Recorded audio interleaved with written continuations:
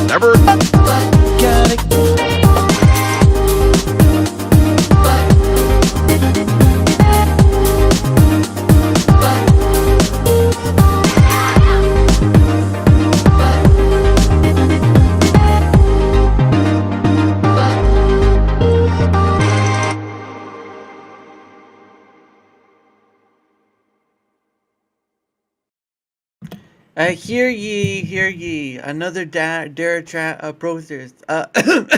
Anyway, hello everyone. Welcome to welcome to another DaraChat.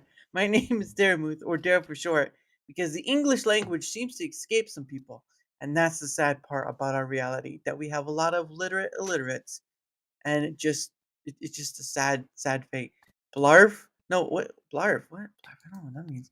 But I'm once again with the lovely and very game wise, movie wise person, the eclectic go. I have every every every time I want to say that word, I want to say electric. All right. I was gonna say when you were complaining about people saying Dara instead of Darmuth, I was like, don't you have trouble with eclectic? Hey, I'm getting there. Okay, I am getting there. All right, but it's just one of those words that just trips you up, right? If you're not used to saying it, it trips you up. No, More no, just people you just don't know. and Lance. Well, then it's not just me. Then you can't just point just to me and say, "Oh yeah, it's his fault." Um, but no, it's Well, me.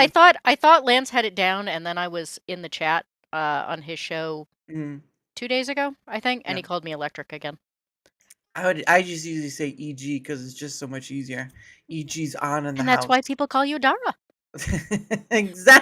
Exactly, ladies and gentlemen. We have figured out how to solve our solutions. Good night. But no, but no. I'm glad to get to have you on again because you're a busy lady. All right, whether it be farm animals or real life animals, which we technically call humans, you're pretty busy. So, ugh, I uh, mean, the choice of jokes there is just. Overwhelmed. Oh, Humans, please. animals. Yeah. Humans, animals. At a We certain could point, make you George Orwell jokes. there we So many go. options. So many options. It's like looking at a grocery. It's like being inside a grocery store and looking at all the produce you can buy and saying, Yeah, you know, I was actually in the grocery store tonight, yeah. and my husband and I were just chatting about whether or not what we were going to do for dinner in the next few days before we Oh, made our decisions. And there's some lady literally sitting in the middle of the aisle, mm, like making weird noises. mm. And I finally realized she was trying really hard not to cry. Because apparently her mother had passed away and Oh, she was busy, like, she's trying to make for dinner, like a mm, big family dinner, mm. this dish that her mother made, Right. except she didn't realize that there are like 20 versions of teriyaki sauce Wow. and she didn't know which one to get. And Mm. so she had gotten to the point where she was just literally sitting in the middle of the aisle, like surrounded by teriyaki sauce. And Oh, I'm laughing, but it was really sad. yeah. Um, and I'm like, I I'm allergic to soy. I don't know anything about teriyaki sauce. I'm sorry. I can't help you. Yeah. Though I did realize that several of them were like basting glazes, not. I was like, I can tell you if you're marinating something, you need to rule these ones out because I do know what a glaze is versus marinade. Welcome to Cooking Tips with EG. This time we're gonna find out what's a glaze and what's a simmer. What can you? Oh, wait a minute. Those were that was like the apples and oranges of cooking right there. No, Well, forget apples and oranges. That was like apples and baseball. well, there you go. There you have it. Well, technically, you probably could use an apple as a baseball. I mean, but it's not gonna go very far. It's just gonna be the part of it. It's probably gonna hit. You're gonna probably hit the apple, and then it's just gonna splash out there. And that, kids, is how they make applesauce. But anyway. That is also not true because I just got done making 3 batches. Ugh, suck all the fun out of everything. But anyway. 2 unsweetened, 1 sweetened. Oh, okay. Well, like, does it make huge difference or? To what, the applesauce? Yeah. Depends on who's eating it and what you're using for apples. Oh, that's true. That's right. The apples I was the apples I was using are quite sweet anyway.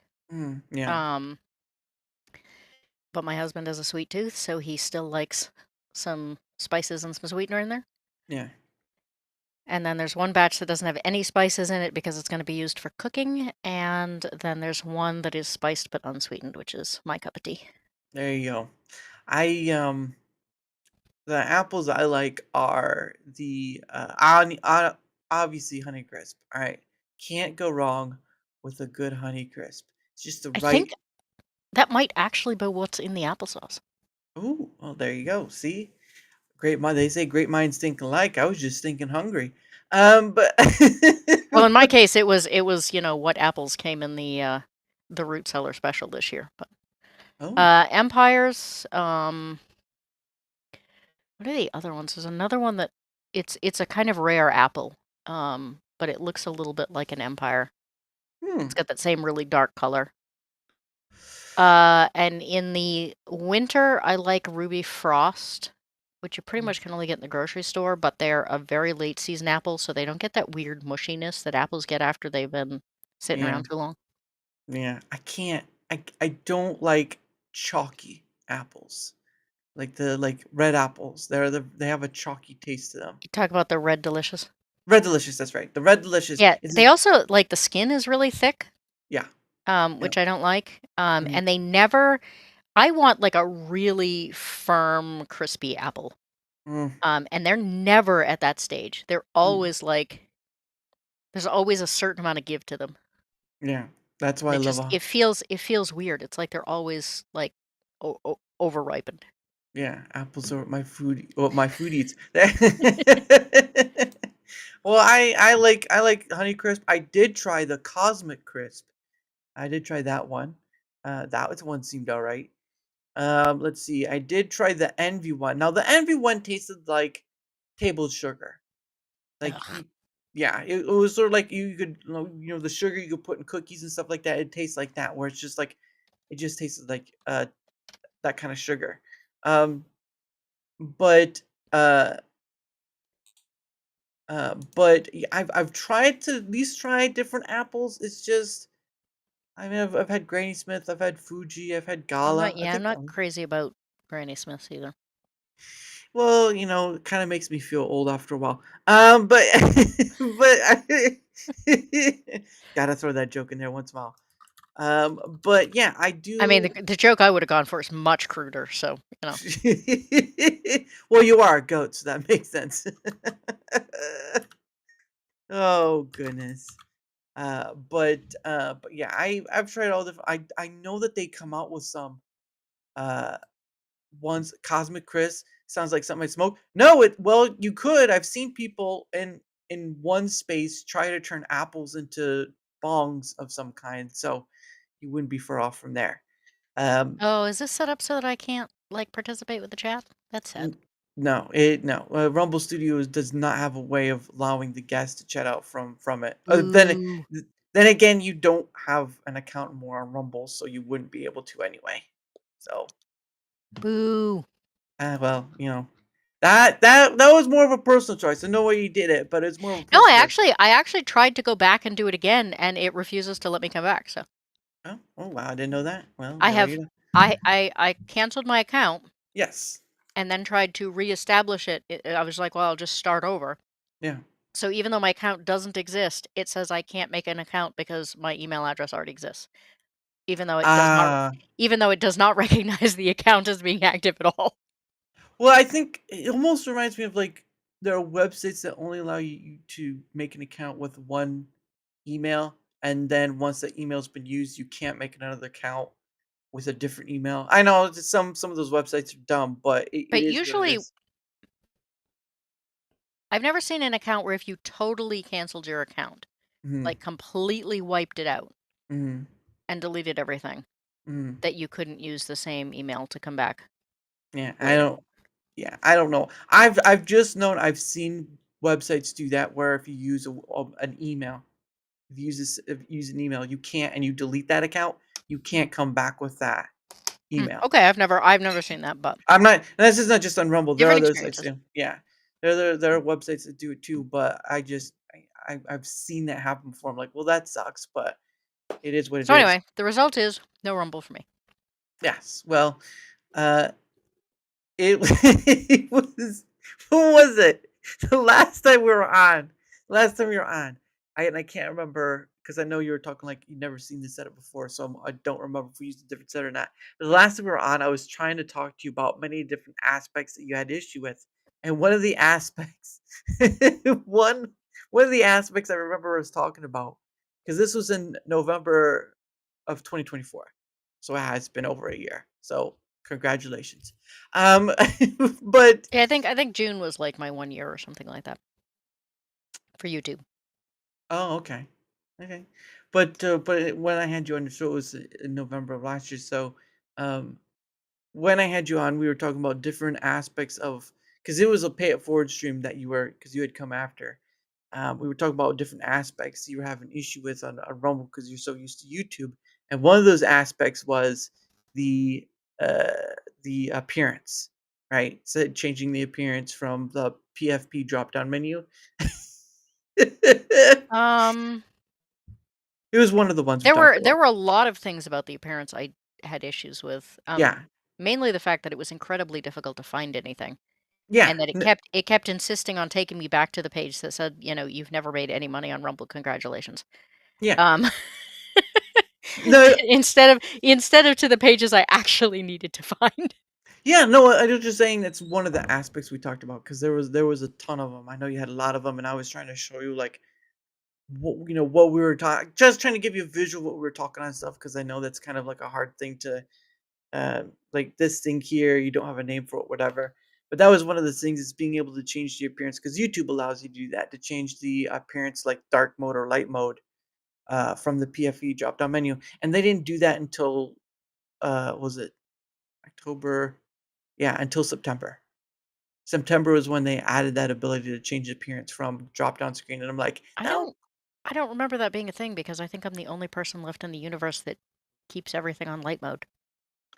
I don't like light mode. It's too bright in my eyes. I feel like I'm being blinded as I read. Um, I think it's a lot of people like stream in the dark Yeah. or they read in the dark, Mm, and my vision just isn't good enough to do that. yeah. So I mean, dark mode is intended to be used in a dark environment, and I can't have a dark environment because I would be forever knocking things over. Um, What's what is your what is are you near sighted, far sighted? What is your distance? oh Lord, I'm a mess. Um, I Write down a mess right there. I wear bifocals. Uh-huh. I should wear trifocals, but I can't get used to them. They're too hard Right. on the computer. Right. Um, and I have early onset low tension glaucoma, um, which is a very rare form of glaucoma that instead of hitting at like 60 hits at like 25. Ooh. It's extremely hard to treat. Um, and so yeah, Mm, I will especially considering that insurance decided that as of 2026 they will no longer pay for my medications. wow. Um, I will eventually go blind, which considering I edit for a living is a bit of an issue. Yeah. No, that is a big issue, and that kind of sucks that they said, no, we're done." But it yeah. Jeez Well, what Louise. they did is on paper, it gets coded as glaucoma. Uh-huh. And so what they did was say, here's this cheaper medication. This is what you have to take now. Mm. Except that medication I have already been on. It does not work. It causes me massive inflammation in my eyes, Oh, which is kind of awful. yeah. And it just does not work well for the type of glaucoma I have. Mm. But since insurance records only show glaucoma, they don't recognize, low tension glaucoma, which is an entirely different thing. Mm. Um, on paper, it looks like this medication should be great, Yeah. but it's not. Yeah. And I've been on the Jeez. same medication, and even the medication I'm on isn't working. It's working okay. Mhm. It's slowing things down about as much as could be expected, but um, pardon me. Okay. Um, but then as of June of this year, they were like, well, okay, we'll pay for this, but only at a lower dosage. Yeah. So I have to go in January and find out whether or not that lower dosage is even holding at all. Yeah. Um, if it is not, they can put in an appeal to try and Mhm. get me back on the regular meds. Mhm. If not, or I mean, if it is holding, so if the lower dosage is holding, then they're going to say, no, never mind, you can't have these meds at all. Now you have to go on the other med we wanted you on in the first place, Wow. which I already know doesn't work because I was already on it. Mhm. So yeah, you know, adapt What's and overcome. yeah. No, it's Monty Python today. It's I live um I live in the boonies with no taxi service, no public transportation. yeah. Uh and both of the things I do for a living are absolutely dependent on on my You vision. saying yeah, and you saying yeah, that sucks though, because it's like it takes a lot. I mean, like, what is the time expense they give you if you didn't have the medication? If I didn't I mean, if I'd never had the medication, I'd already be blind. Okay, so it's slowing the rolling boulder. It's not really stopping it per se. Yeah. Glaucoma in general, if you get it early, Yeah. it's just a matter of slowing things down. Mhm. Um, so my mother has early onset glaucoma, but it is not low tension, which means Okay. that the pressure builds up and kills off the nerves behind the eye. Yeah. It destroys the sheath around the nerve so that the signals can't fire through. Yeah. Um, in her case, her meds have begun not working, and what they're going to have to do is go in and perform surgery to drain the pressure out. Yeah. Um, but low tension glaucoma means there is no pressure buildup. My pressures Interesting. have never not been normal. Mhm. They are in fact low for most people. Mm. But the nerves are dying anyway. Mm. Um, and you can't surgically fix that. Ugh. So when the meds stop working, unless there are better meds, Yeah. and since they're apparently not willing to pay for the cheap already existing meds, they're Mm. probably not going to be willing to pay for more expensive newer meds in the future. And low tension glaucoma is incredibly rare. Yeah. It's a genetic thing. My grandmother had it. Ah. Um, she gave me her high cholesterol, her cardiac issues, and her Ugh. and Don't. her form of glaucoma. Don't. But not the fact that she was like 90 pounds soaking wet. Wow. um, yeah, I know. Couldn't get the good parts. Ah. Um, but yeah, so it's a thing. Mm. Um, but life goes on, and This does. That's I the. am dreading the point where they decide I can't drive anymore. But I don't drive much now, so There you go. So, well, at it's least just you. it's You just haven't. nice to have the option, Yeah, I mean, especially people who are older, who come to a point where they can't drive anymore. There's a sense of freedom that's lost because it's not something you did; it's just something you can't control. Yeah, my nana was she did not um how do I describe this?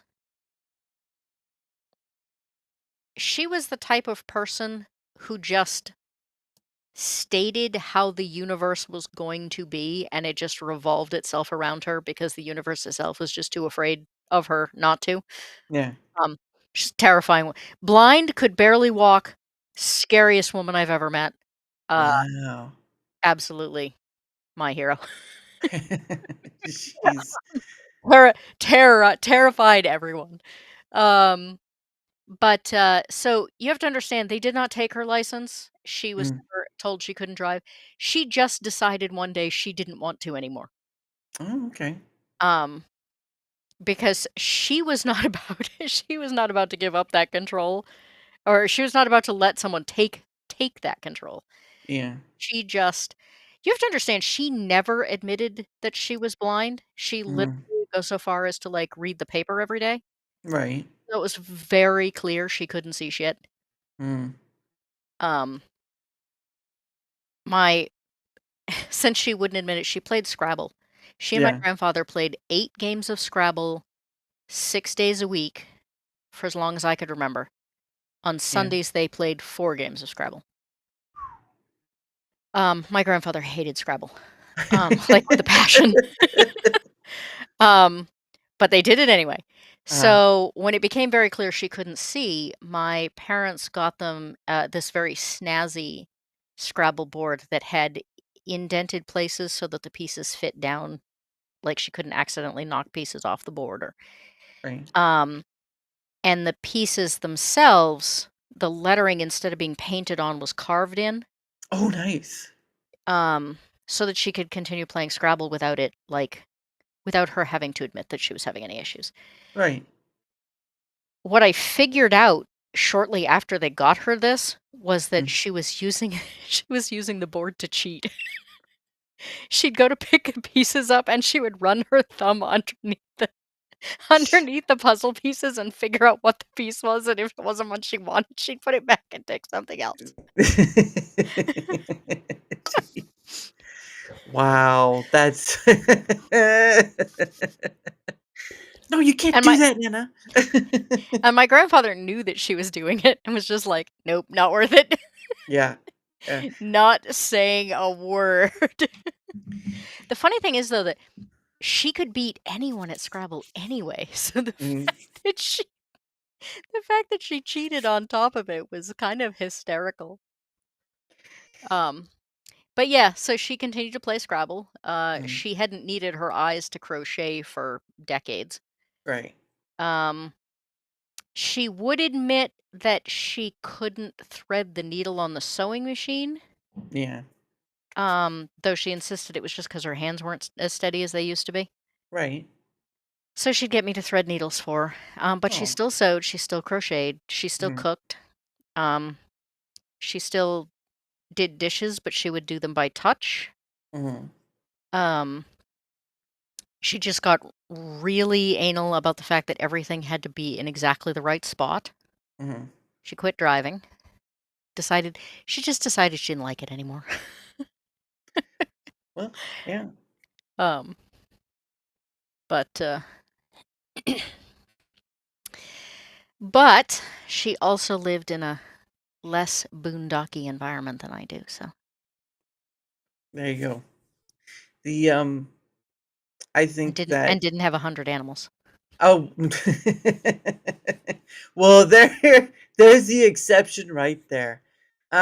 Yeah, it's just uh my I unfortunately got my mom's side of the family stuff where they have issues with high cholesterol, and I'm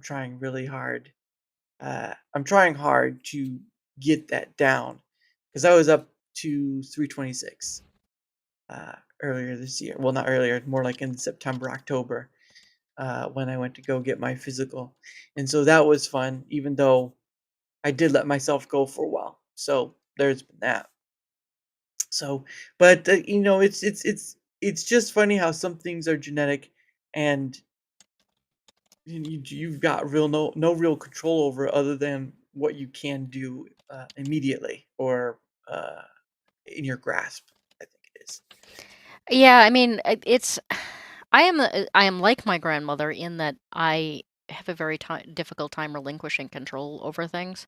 right. But there does come a point where you just have to admit that certain parts of your life, you just kind of have to go with the flow.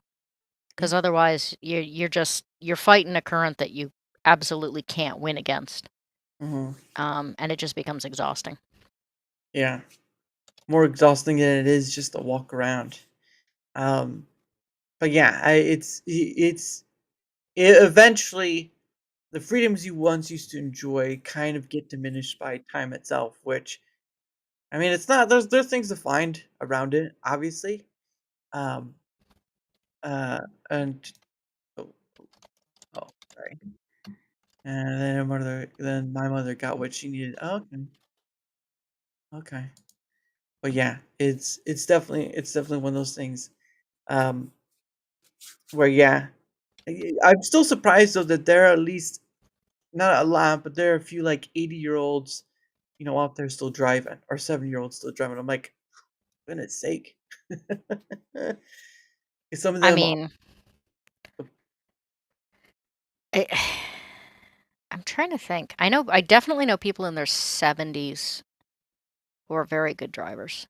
mhm, Um, Trying to figure out, my grandfather was 80 when he stopped driving.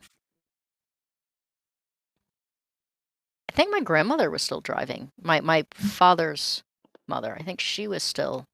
mhm. I mean, she lived to 96 and she Wow. was quite spry until she hit 90. So, Yeah. I Well, mean, like, I would introduce people to her and to my aunt, and I had to explain which one was my grandmother because she looked younger than my aunt did. wow. That's incredible. Yeah, because my grandparents are in their 80s, and they're not slowing down anytime soon. But sort of reminds me of Dick Van Dyke. Like I've seen pictures of him stuff. He has a cane and stuff, but he's still moving and grooving. Did And you did you hear he just had his 100th birthday party? really, And he led a 2-hour sing-along before the party, I guess. that I just saw it today, on my phone. I didn't even get to read the whole article. hold on. Let me It was like, Dick Van Dyke hosts like 2 hours sing-along.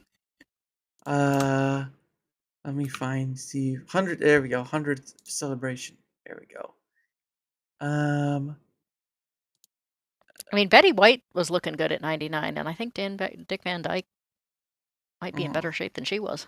only well, and he's exercised throughout his time, but the problem was, uh, oh, there we go. I found it. It's variety. The only problem with Betty White is that she died like before the New Year happened. She was so close to her birthday. It Yeah, was she like was like she had like a week or something. The party was all planned and everything. It was so sad. 2021. 2021. Here we go. Here's the article I found. Dick Van Dyke. Oh, gotta zoom in a bit. Dick Van Dyke hosts 2 hour sing along ahead of 100th birthday and performs Mary Poppins hits "We Must Revive the Art of Conversation" by Zach Sharif. I usually Zach Sharif is uh, the editor. No, he's the writer of this column. So trying to give credit where it's due, at least for those who write. Um, but it says Dick Van Dyke started celebrating his upcoming 100th birthday early by hosting a 2 hour sing along charity event. So it was a charity event with fans on November 3rd. So about what is it? Yep, about 4 days ago. So it was Sunday. Um, the event, which the icon co-hosted with his wife Arlene Silver, raised funds to benefit the Dick Van Dyke Museum and the Van Dyke Endowment of the Arts. There are several reasons for having these, all good, but mine is to revive the art of conversation. Van Dyke told the audience, "I don't care if you're on the street, you're in a bus, or in a restaurant, everybody's looking at their phones. Nobody talks. I've seen young couples having dinner together and they're both looking at their phones. I may be the only person in the United States over 10 who does not." I was the Good, only. good for him. I'm jealous. When my current cell phone breaks, I will not get another one. Yeah. Well, no, he's not. I And he's. Oh, God, sorry. I had a flip phone for ages that I really enjoyed. Mm, Um, I kept it mainly for emergencies and for the people I know who refuse to talk on the phone. yeah. Um, and then they forced me to trade it in for one of these, I always said I was never going to have a phone that had a higher IQ than me. Yeah. But then I was forced into it, and man, I've hated every minute of it.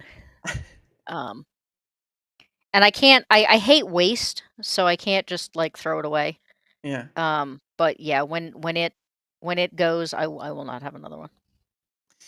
Yeah. It's Luddite that I am. like she's a lot of everyone run. No, but yeah, it's one of those things where he's not wrong. He's not wrong. No, Uh, absolutely. but to continue on, Van Dyke will turn 100 years old on December 13th. Okay, so he's got 10 days. Oh, He okay. When they said ahead of his birthday, I assumed they meant like Yeah, it was immediately ahead of the party. no, it was a November 30th is when they did it. It was for charity, so that makes sense too. But his actual birthday is on the 13th, so he's got 10 days to go. So I hope he makes it. Because Betty White didn't get to make it, but I hope to the good Lord above that that man makes it to 100. If he makes it anymore after that, that's a miracle in itself. But he needs to make it to 100 because that man's a treasured national treasure, and he needs to make it to 100. Um, The last one I remember breaking 100, I think, was George Burns. Actually, did oh, he break 100 or did he also go like just before? I don't Are you know. old enough to remember George Burns? I've heard the name. I So do. no, then. I well, I did. There was a Johnny Carson clip I saw where he had George Burns on as a Okay, guest. you remember Johnny Carson. That we're already making progress. Yeah, Johnny Carson had a lot of people, some of them who became stars themselves, like Drew Carey, Jim Carrey, Robin Williams, obviously, a whole bunch of different people. Yeah, Jonathan Winters, he had on as well. A whole bunch of stuff, but it's pretty Johnny Carson interesting. was amazing. Yeah, he certainly was one of those people. But uh, well, Tim Conway was on there. I think he had Lucille Ball at least once. It's just a lot of clips I've seen on YouTube. Um, Have you ever seen the clips of him with Robin Williams? yes, pretty much Robin all of Williams is them. so manic and goes like just so over the top. Yeah. Well, yeah, he he keeps bringing it back. Actually, I did see the episode where Johnny Carson was ending, right? He was ending his show, Mhm. and Robin Williams brought him a rocking chair with like Mhm. guitar bottom parts. I was- I think I honestly I know it was sad because it was his last episode, but I think it was one of the best ones. Oh yeah. Bet Bette Midler's songs were incredibly funny. Mhm. no matter what think of her, but the and he had songs been were quite amusing. and he had been on at least for what, 4 decades, 5 decades at least. Oh, I He had don't even remember. he'd been on. Johnny Carson had been on for quite some time, but to have a show like that for that long, it's not. 30 It's years. 30 years. It's not a thing anymore. Nope. Right? Because it's just so. I mean, yeah, so you had to do the commercials and stuff, and probably it's probably better to do it like on this, but to have something like that where, because he had brought people on that weren't celebrities. Like there was one clip I saw where he brought someone on who was like an old guy, older gentleman. He was a farmer, and I believe his wife had just passed, and or not just passed, but his wife had passed, and he was 100. Okay, so George Burns was 100 when he passed. Okay, so you do have an answer for that. Um, but the gentleman was dating this younger woman. She probably wasn't that much younger, but she was younger, a bit younger than him. And yeah, it was just a crazy time. But you don't. I have not seen that episode. Yeah, I just I found it. He was the oldest active farmer in Illinois. He was 97 years old. Wow, it's crazy. But continuing on, along with his quartet, the Fantastics, he sang some of the most famous songs from his career at the event, in addition to personal favorites. The group started performing Chitty Chitty Bang Bang, I Love It, the title song from the actor's 1968 classic, and ended with Let's Go Fly a Kite, of course, a good one. The classic number from Mary Poppins. Van Dyke also performed other favorites from those movies, including U2 and Supercalifragilisticexpialidocious. Try saying that 5 times fast. Supercalifragilisticexpialidocious. Atrocious. Supercalifragilisticexpialidocious. I don't know the rest of the words. I apologize. Uh, it's when you know it's been a while.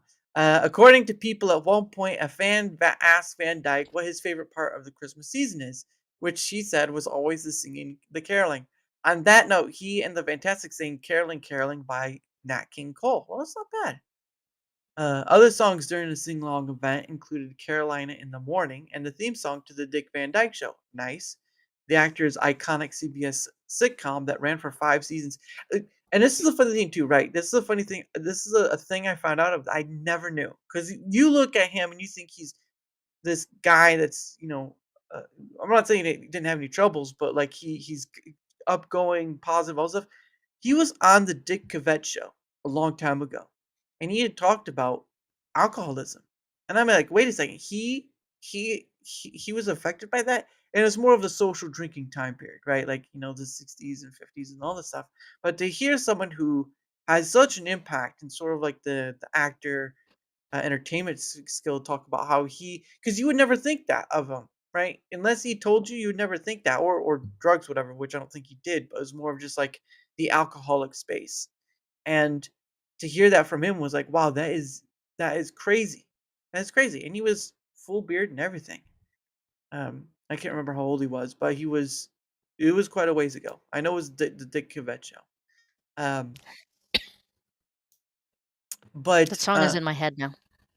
Oh, the supercalifragilisticexpialidocious. If I can Yes. say it really clear, it might not be so atrocious. Earlier this fall, Van Dyke reflected on his upcoming 100th birthday by telling fans, "I brag sometimes about how I made it to 100, and the truth is if I had known I was going to live this long, I would have taken better care of myself. And it is frustrating because I don't know what I did right, other than my wife, Arlene. I didn't do anything right, which is understandable.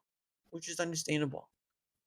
Uh, in a review of Variety last year to mark his CBS special Dick Van Dyke 90 Years of Magic, the actor spoke lovingly about his career in Hollywood and said, "I enjoyed everything I did, and not a lot of people can say that. That's true. I left a good example for a younger generation," he added about what he thinks his legacy in Hollywood thinks his added about what he thinks his legacy is in Hollywood. "I have a positive effect on kids, true, and I can tell by the mail I get from kids that I've had a good effect. They want to emulate that behavior, and that I think is why what we have really accomplished is worthwhile.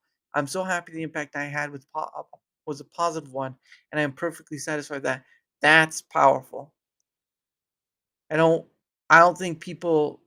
I mean, yeah, Hollywood and stuff, sure, but I don't think people understand a almost 100-year-old is saying, I'm getting letters from kids saying they want to emulate that good, positive behavior. Don't really see that very much. Yeah, and It's a little bit of a shame that, I as much as I love Betty White, and I think she deserved all the attention she got, Mm, I think that there are some other people that have really been around a long time that, like, when they die, people are gonna go, "Oh, yeah, that guy." Um, but, that in the moment while they're still here, they're not yeah. necessarily getting the kudos they deserve. Right, because I mean, what you had like what James Earl Jones. Obviously, he was a very well done actor. My thing is, and this is with any celebrity that passes on. My thing is with people who, and this is not including celebrities who self medicate or they go over the top or whatever with those kind of things. Those are a different sort. But just like when people, celebrities pass away in general, and they're so, it's understandable they'll pay respects, whatever. But it's like, oh man, this is the worst year ever. I didn't think this would happen. It's like you don't understand that's going to happen to you regardless. So I get it, but it's like my contemplation is like I've heard too many times over the years where everyone says this is the worst year ever because some celebrity they love died. And I'm like, you said that last year when a previous celebrity you love died too. So which is it? I mean, as much as I think they're all losses and it's a shame, Yeah. um, I mean, the fact is Betty White got 99 years, which most of us will never see. Yeah. And she was extremely active and Oh social yeah. through all of it. Oh yeah. She was Um, how old was she when they did Hot in Cleveland? Oh crap. She had to be in her 80s for that one. Oh man. she But was yeah. amazing on Boston Legal. I know that. Oh. I don't. I'm slightly infamous for the fact that I do not like most comedies, especially Right. American. Well, I don't like most American comedies. Mm. Um, but Boston Legal was great. I think it's the only like sitcom I have ever enjoyed and watched all the way through. Yeah. And I have actually watched all the way through twice. Ooh, there you go. That shows you. Squish, how's it going? But I just think It would never that get made today. There's that's true. I would believe it it has that. it has too much of William Shatner womanizing. Oh yeah. And what another one right there, William Shatner. William Shatner's what, like 95, 96 at this point? Is he at Like, this point? Yeah, it must ah, be. He was in his 80s when he did Boston Legal. uh, hold on. There we go. How old is the 94 man? years old. Yep.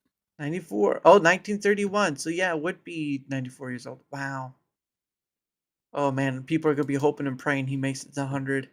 Um, well, I do know this though about him. He does not like podcasts.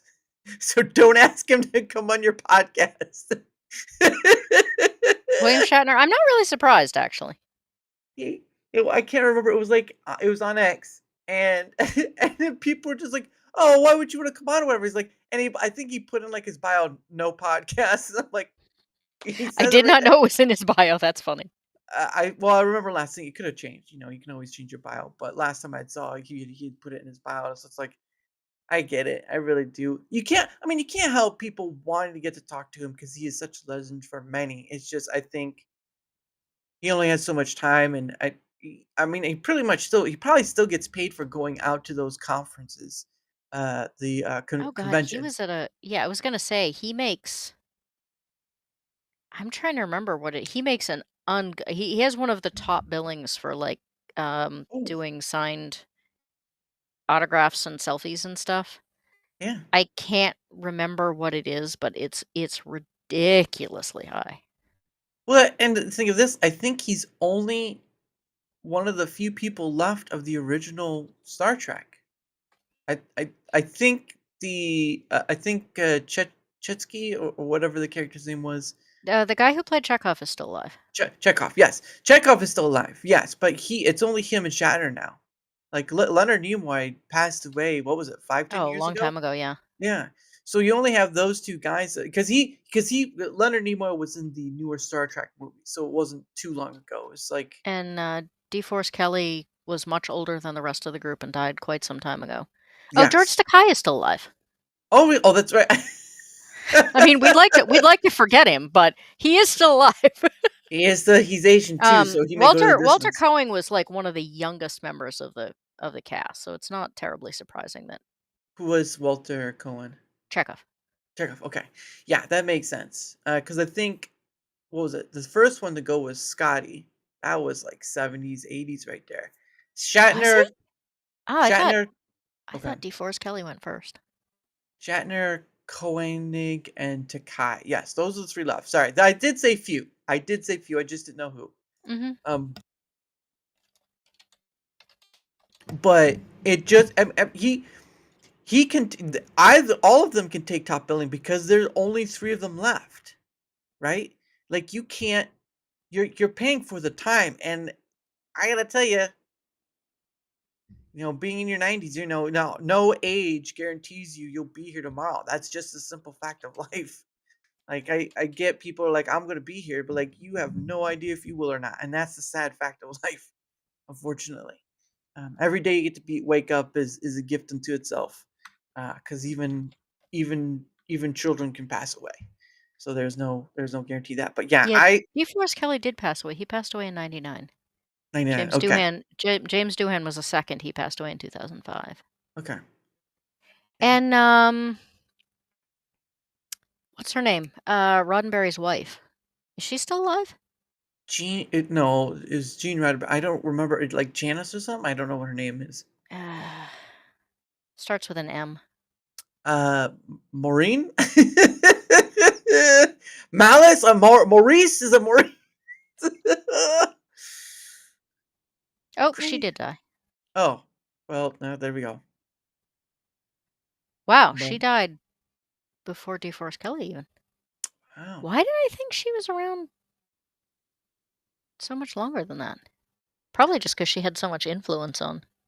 Yeah. Yeah. She I know. was Nurse Chapel. She was the voice of the computer. She was Really. Loaxana Troy on the Next Generation. Yeah, she was heavily involved, and even after he passed away, Yeah. she worked with oh, what was his name? The Uh, guy who took over. Alex. Kurtzman or something like that. I know it's Kurtzman is the supposed person now. Like the producer or whatever. And Eraserhead says, pretty sure Majel Barrett is gone. Yeah. Yeah, no, I was pretty sure I was fairly certain she was deceased. I was unaware that it was as it had been as long as it was. Yeah, what was that? I was just thinking but yeah, I think it's that. I mean, it was it like Patrick Stewart is in his 90s as well. It's like He doesn't look good though. Holy cow. well, he probably didn't stay as flexible as Dick Van Dyke is. So there's that. Yeah, I was going to say that is true. She was in Babylon 5 as well. There you go, B5 right there. But I mean, and the guy who played Chekhov actually is one of the main antagonists on Babylon 5 and was better in that role than he ever was as Chekhov. wow. I think when he goes to conventions, he now goes in that role, not with the Star Trek crew. Yeah, because I mean, I think the more, and this is just a thing left. I think the more scarce you are connected to a time period, just like a TV show, whatever, if you've been a part of, I think the more money you can get because of that scarcity. And there's no one else like Dick Van Dyke. There is no one else on earth like Dick Van Dyke. And you Dick Van Dyke, Shatner, uh, um, crap. I just said it. Patrick Stewart. Blanked on that name. Patrick Stewart, Ian McKellen. I was going to say Ian McKellen definitely ought to go in that. Ian McKellen. You've already had not Judi Dench. Who was it? Maggie Smith. Dame Maggie Smith already passed. Yep. That lady was what, 80-something years old when she and passed? We've been through 2 Dumbledores. Yeah. And we'll probably go through a third one with this series coming out. Yeah, and that's my thing too. Is like, Alan Rickman. Alan Al- Rickman was super sad. yeah, Alan Rickman, obviously, of course, and he probably there's probably all that too, where he probably didn't take care of himself very well, and sort of that, Hey, because Adam. it's about, hey Adam, how's it going? But I think the thing with the whole Harry Potter stuff is that the first Dumbledore was Richard Harris. That man, even though he didn't like it at first, right? Because there are stories where he wasn't wanting to play that character, whatever. He fit Dumbledore. He, I it just he just did, right. Chris Columbus and his crew found the right person for Dumbledore, and Richard Harris did it. Now, obviously, he kind of grew to like the character, but of course, he passed, and Michael Gambon took over, and Michael Gambon did his own thing with it. Obviously, there can be inferences of whether he did it well or not, but I I just think that Richard Harris was the Dumbledore because he did it. He you could see him. Once you saw him, you saw Dumbledore. There was just those people, they're put in the right prosthetics or costumes, they have the part well enough. They're that person. And Michael Gambon just came in because you you can't expect that when someone's gonna pass. So Yeah. um but yeah, I always see Richard Harris. And it's kind of a sad thing too, because it's more of like, because Michael Gambon is recent, because he passes well, you know, he's going to be remembered as Dumbledore, but there will always be the first Dumbledore, which is Richard Harris, and his son, of course, Jared Harris, is still alive, so that's a good thing. But um, yeah, it's just one of those things where when I was trying to look up that stuff and hearing the stories of how he wasn't interested in playing the character, and then the story was is that his granddaughter told him, was it, she wouldn't talk to him anymore if he didn't take the role of Dumbledore. And it's just like, I knew there was something about him taking it for his granddaughter. I didn't know what the. yeah, it was that. It was because he said in an interview, he said that. And because he wasn't, I guess, because it's from interviews past, like, he wasn't sure, or he didn't think it fit him. But after a while he was in, he's like, yeah, I enjoy this part. Um, a star. But I just think that he shouldn't, hopefully he doesn't get forgotten, because he for me is the first Dumbledore, and the Dumbledore that matched the books, in just personality and look. Um, I don't know if anyone else agrees with that, but that's okay. It's just one of those things where, in any movie, right? You have this person that they come in and they play the part so well that they are that individual, right? Um, Patrick Stewart. Patrick Stewart is Professor X. He came in to play that part ever since the first X-Men movie, and he has been the uh the mold of that. And of course, James McAvoy played the younger Charles Xavier, which he did a pretty good job of that. I didn't like it nearly as well though. I understand that. Uh, was it Michael Fassbender was a pretty good um, Magneto, but those stars just come in and they take the part, and it's theirs. It's a natural I'll whatever. I'll tell you the one that was really missed out on What was that? was when Kelsey Grammer played Beast. Mm, The mm, fact that they didn't have him do that, so they basically replaced him with Jean Grey. Like all of the like medical stuff he does in um that first show, the fact that he's, already working with the government, but for some reason she's the one in front of the Senate. Like yeah, all of that should have been his part, yeah, or it should have been Beast's part. hmm, Um, and it's criminal. Apparently he was just supposed to do the voice, yeah, and like it went so well that they slapped blue blue makeup on him, and like he just did it. yeah, Um, but yeah, yeah, I mean, he's so good at that. That perfect balance of, you know, hidden, like, restrained ferocity yeah.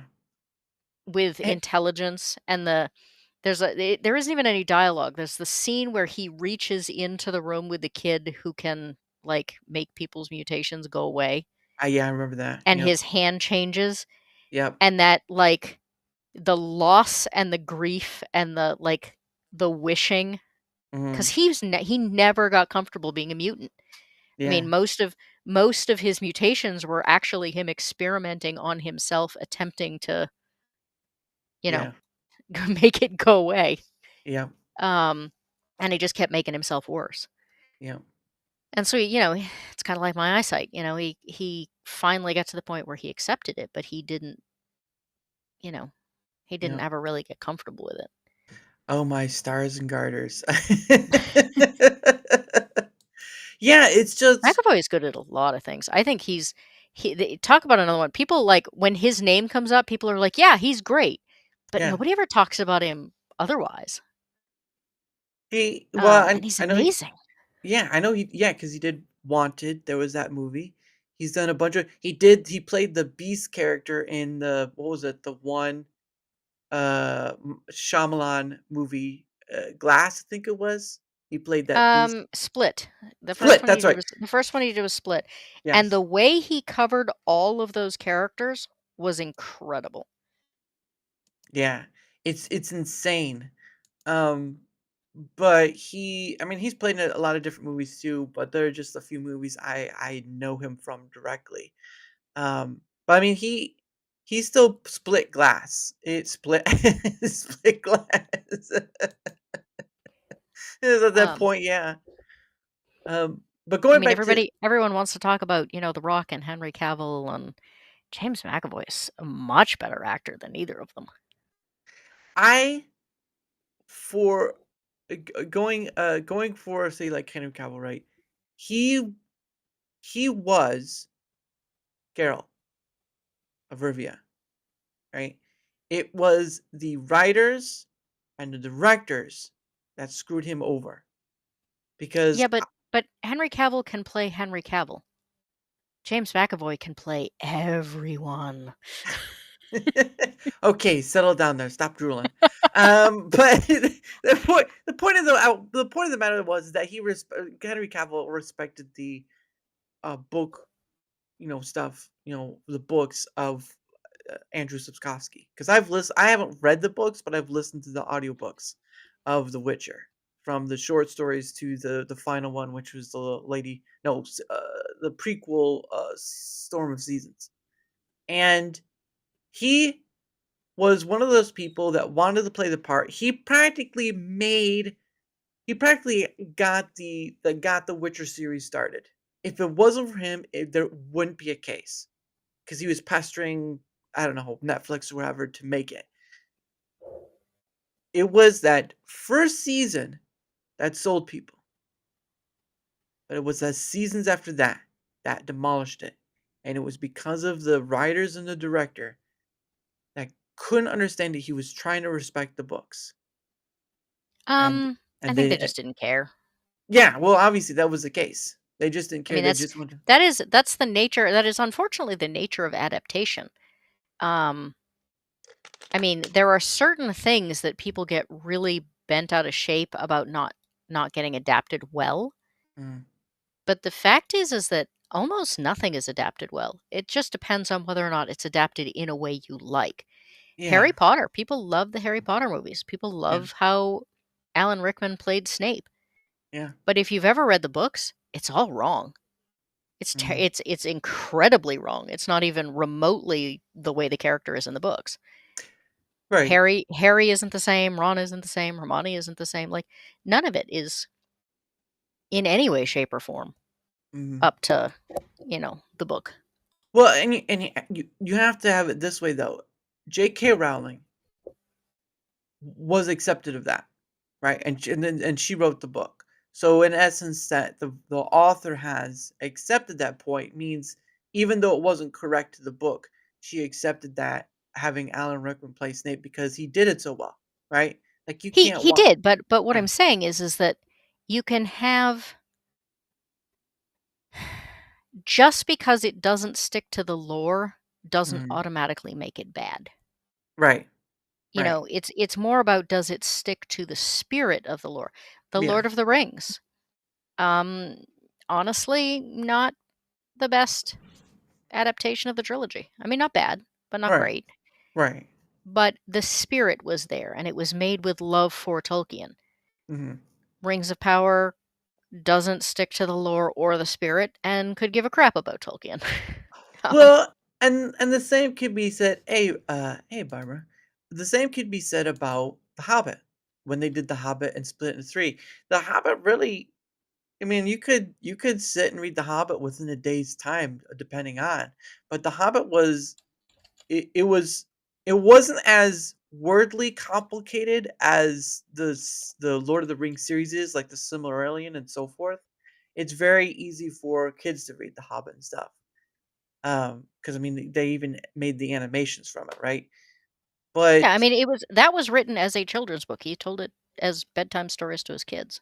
yeah, so it wasn't that needed of having so many movies. You could have done it in like one or two and been done with it, but they Well, that decided. Go ahead. Peter Jackson did not want to make it into 3 movies. He was informed he was going to make it into 3 movies whether he liked it or not. Ah, studio. Yep. Um, Mm, so people who say, "Well, he did a great job with Lord of the Rings, but, we're nervous because he did such a bad job with Hobbit." Well, he didn't really have a whole lot of say over The Hobbit. yeah. Um, Yep. and the Hobbit is much shorter too. Lord of the Rings is a much Long. more complicated story. Oh yeah. And the Silmarillion is a nightmare. Oh. That was never even supposed to be published. It was just notes he'd written to himself so because he understood that characters have to have motivations of their own, not just motivations because the plot requires it. Mm, Um, and so he basically wrote this entire world history uh, so that, I mean, the whole world would have motivations. yeah. Um, I watched a video several weeks ago um, on the channel Postmort, and it Mm-hmm. was it was talking mostly about games, but it was talking about the fact that games don't have a sense of depth anymore Mm-hmm. because they're not worlds that your characters um, are part of. Mm-hmm. They're a shell for your character to move through to meet their goals. Mm-hmm. Um, and I thought that was a really kind of profound way to look at it. And I think Tolkien is a perfect example. Like you look at his writing versus a lot of what you get nowadays. I mean, I walk into a bookstore and I look at the new fantasy, Mm-hmm. and 9 times out of 10, it's almost identical character descriptions, almost identical, um, you know, she was down and out, but it turned out she was, the one last royalty slash mage slash Yeah. dragon rider, you know, left.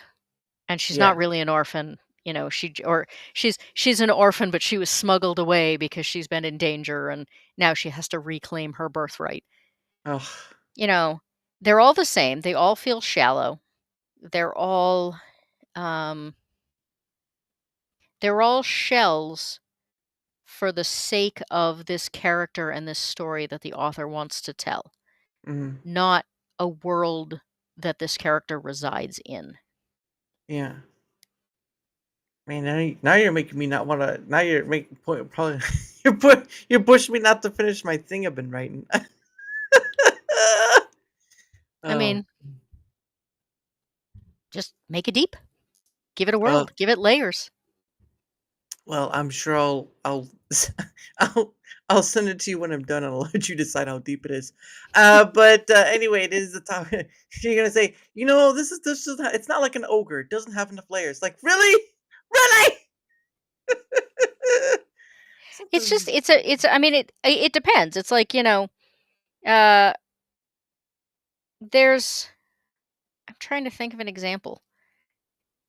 I mean, well, Harry Potter. Harry Potter exists in a world that doesn't feel like it feels very small. the entire book takes place in Hogwarts. Yeah. But you get, right from the beginning, you get these little snippets of this history that has existed before. Mm. Um, and it's not anything major. And I'm not talking about the Voldemort thing, because the Voldemort Yeah. thing, that's the other thing, is that in the movies, the implication is it took place like 30 or 40 years ago. But it doesn't. It took place 12 years ago. Mm. Hence Harry being 12 when he goes to Hogwarts. Yeah. Which is why Snape is far too old in the movies. Yeah. Because he's a student when he starts out being a double agent with Voldemort. Mm. That's one of the things that makes his character so intense in the books, Mm. is that he doesn't start acting as a double agent as, a 30-year-old adult, which is what would have had to happen with Alan Rickman's age. Yeah. He starts out at like 15 or 16 years old, Mm. risking his life as a double agent against Voldemort. Mm.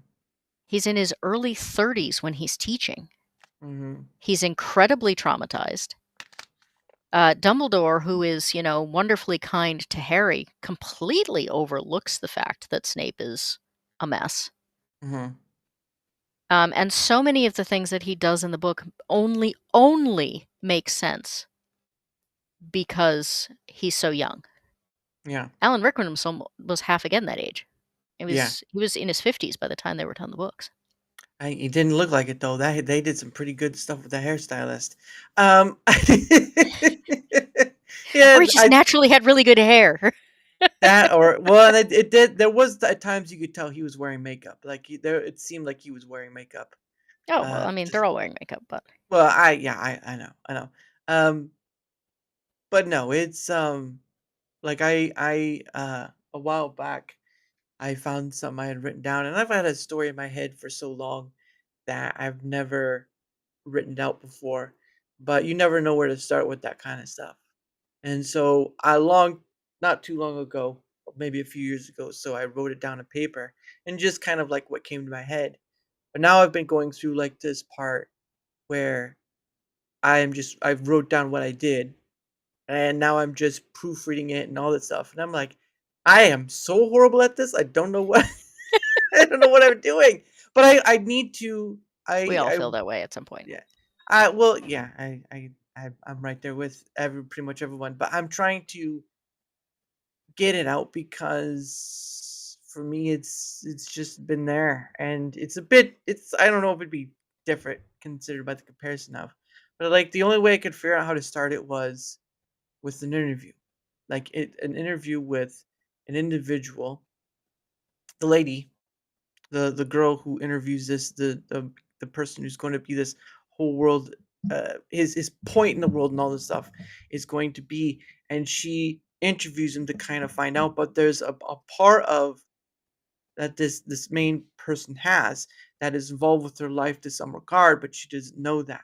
And so through this process of interviewing stuff, things come forward that were once hidden, and stuff like that. So it's sort of like trying to recover what's been lost, but it's not lost, it's just hidden, that sort of Mhm. thing. And it was just my way of trying to bring this individual into a world. I didn't know how to start it. Again, it's just like you do like Once Upon a Time, Long, Long Way, Far Away in the Galaxy, that sort of stuff. Don't worry, it wasn't gonna happen like that.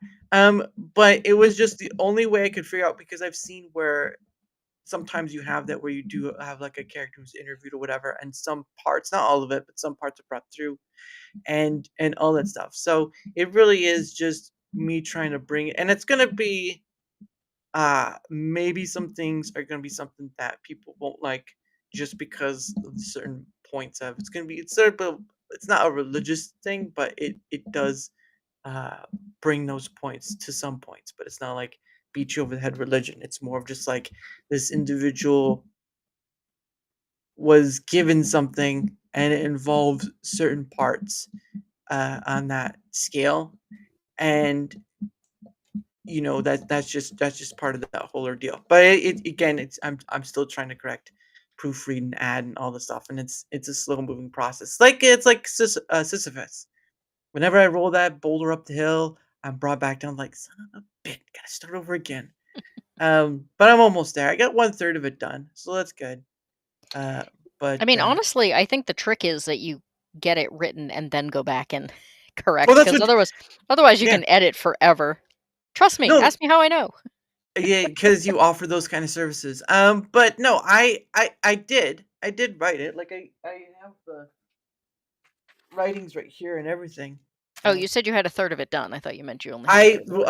of re going over it, Got it. but but the thing of it is like I don't know how to tell this stuff. I just know when I read it back to myself. That's another part too, right? Is when you're editing, you're reading your stuff back to kind of find out where the flow is and stuff. Like, good luck with that. Because I'm right there, like I don't want to do this anymore. Please, Lord, I just want to be over with. But it helps me I in mean, becoming better. that's probably not the best place to be writing from. What? I want this to be over with. That's the editing part. I've already written it. It's just going over to try to Well, I mean, editing is part of the writing, though. right. No, it's just I do have those moments where I say that, but then I'm like, I actually am bringing this out, and I am excited by that part. It's just the work, right? The work into like finding okay, so this doesn't work, and add this and all this stuff, like where to add things. It's it's one of more processes which I don't wholly enjoy, but I'm glad to do it, if that Hmm. makes sense. Because I don't want to be stuck in my head for the rest of my life. So there's Yeah, that. It's it's somewhere sort of now. like I don't I don't like I don't like housework, but I love my house being clean. Yeah, exactly. I spent a like my Thanksgiving. I took time off because I had it, and I cleaned up my room, and it Hat, I looks so. only hurt you because I love you. Oh, look at that! The love, the love. Um, but no, I'm right there with you. Like I took time off during like Thanksgiving, and I cleaned up my room, and I cleaned it up because I didn't. It was pretty bad, but even still gets dirty. But no, it's like that. It's like you described. I want to be able to clean the house, but if it's something you're not so used to, like I'm used to the conversational aspect, so it's not a big huge ordeal. Uh, Hmm. if there's a challenging person to talk to, it's not a difficulty. I can overcome that challenge. But when you're trying to bring something that's been in your head for since you were a kid, and you're trying to bring it out and you're trying to make it at least sound clear enough, and then maybe you'll send it to someone you trust and they can give their perspective on it. And then they'll say it's trash. No, I'm joking. But it's it's just one of those things you are doing something you never thought you'd do. There is a challenge to it, but you finally get to put imagination to paper, and that's always difficulty trying to translate. And even your own hands don't want to do it correctly. And you're just like, it's like, Yeah, it's it's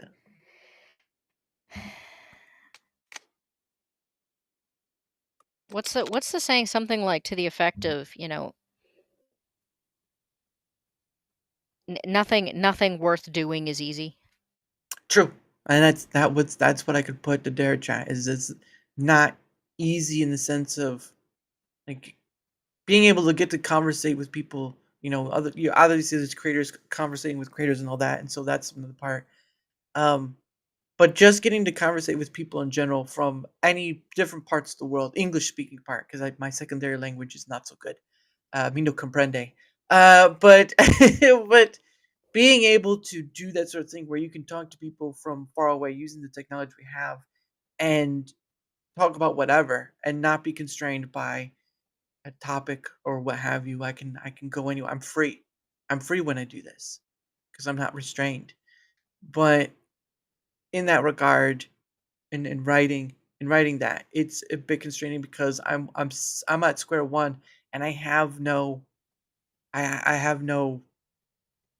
whatever college education whatever do I have no backdrop in doing this stuff. And it's the only one. And to be honest, it's the only story I want to write. Hmm. I know some writers like, no, you want to do other stories. Like, no, this is the only story I want to write. But it doesn't take off in that sense. It's okay. It's just it needs to be out of my head. It Yep. needs to be on paper, and I'd rather have that than trying to look for the next Harry Potter.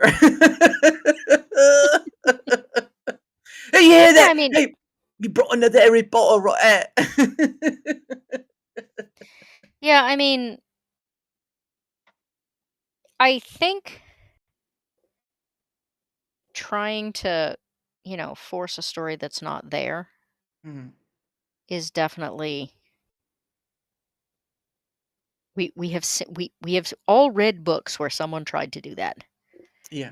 You know, like Stephen King definitely went through a period where he just should have stopped writing. Um, which book would that be? so Stephen King is sort of fascinating. Especially if you're from this state, Yeah. you can really see the pattern of his life in his works. Well, the obvious one is the car accident, obviously. That's actually a really big one. The other thing is that when he was getting off the alcohol and the drugs, he got real angry for a while. Yeah. Um, After the car accident, he got really, I think it must have been some kind of self-loathing because he actually writes himself into some of his books, and he is not a good person in any of them. Yeah. Um, and like in the Dark Tower, when he Mm. shows up there, like it's made very clear, like he writes the car accident into the Dark Tower. Um, and you know, I'm gonna do spoilers because this book's been out long enough that anybody who's gonna read it has read it.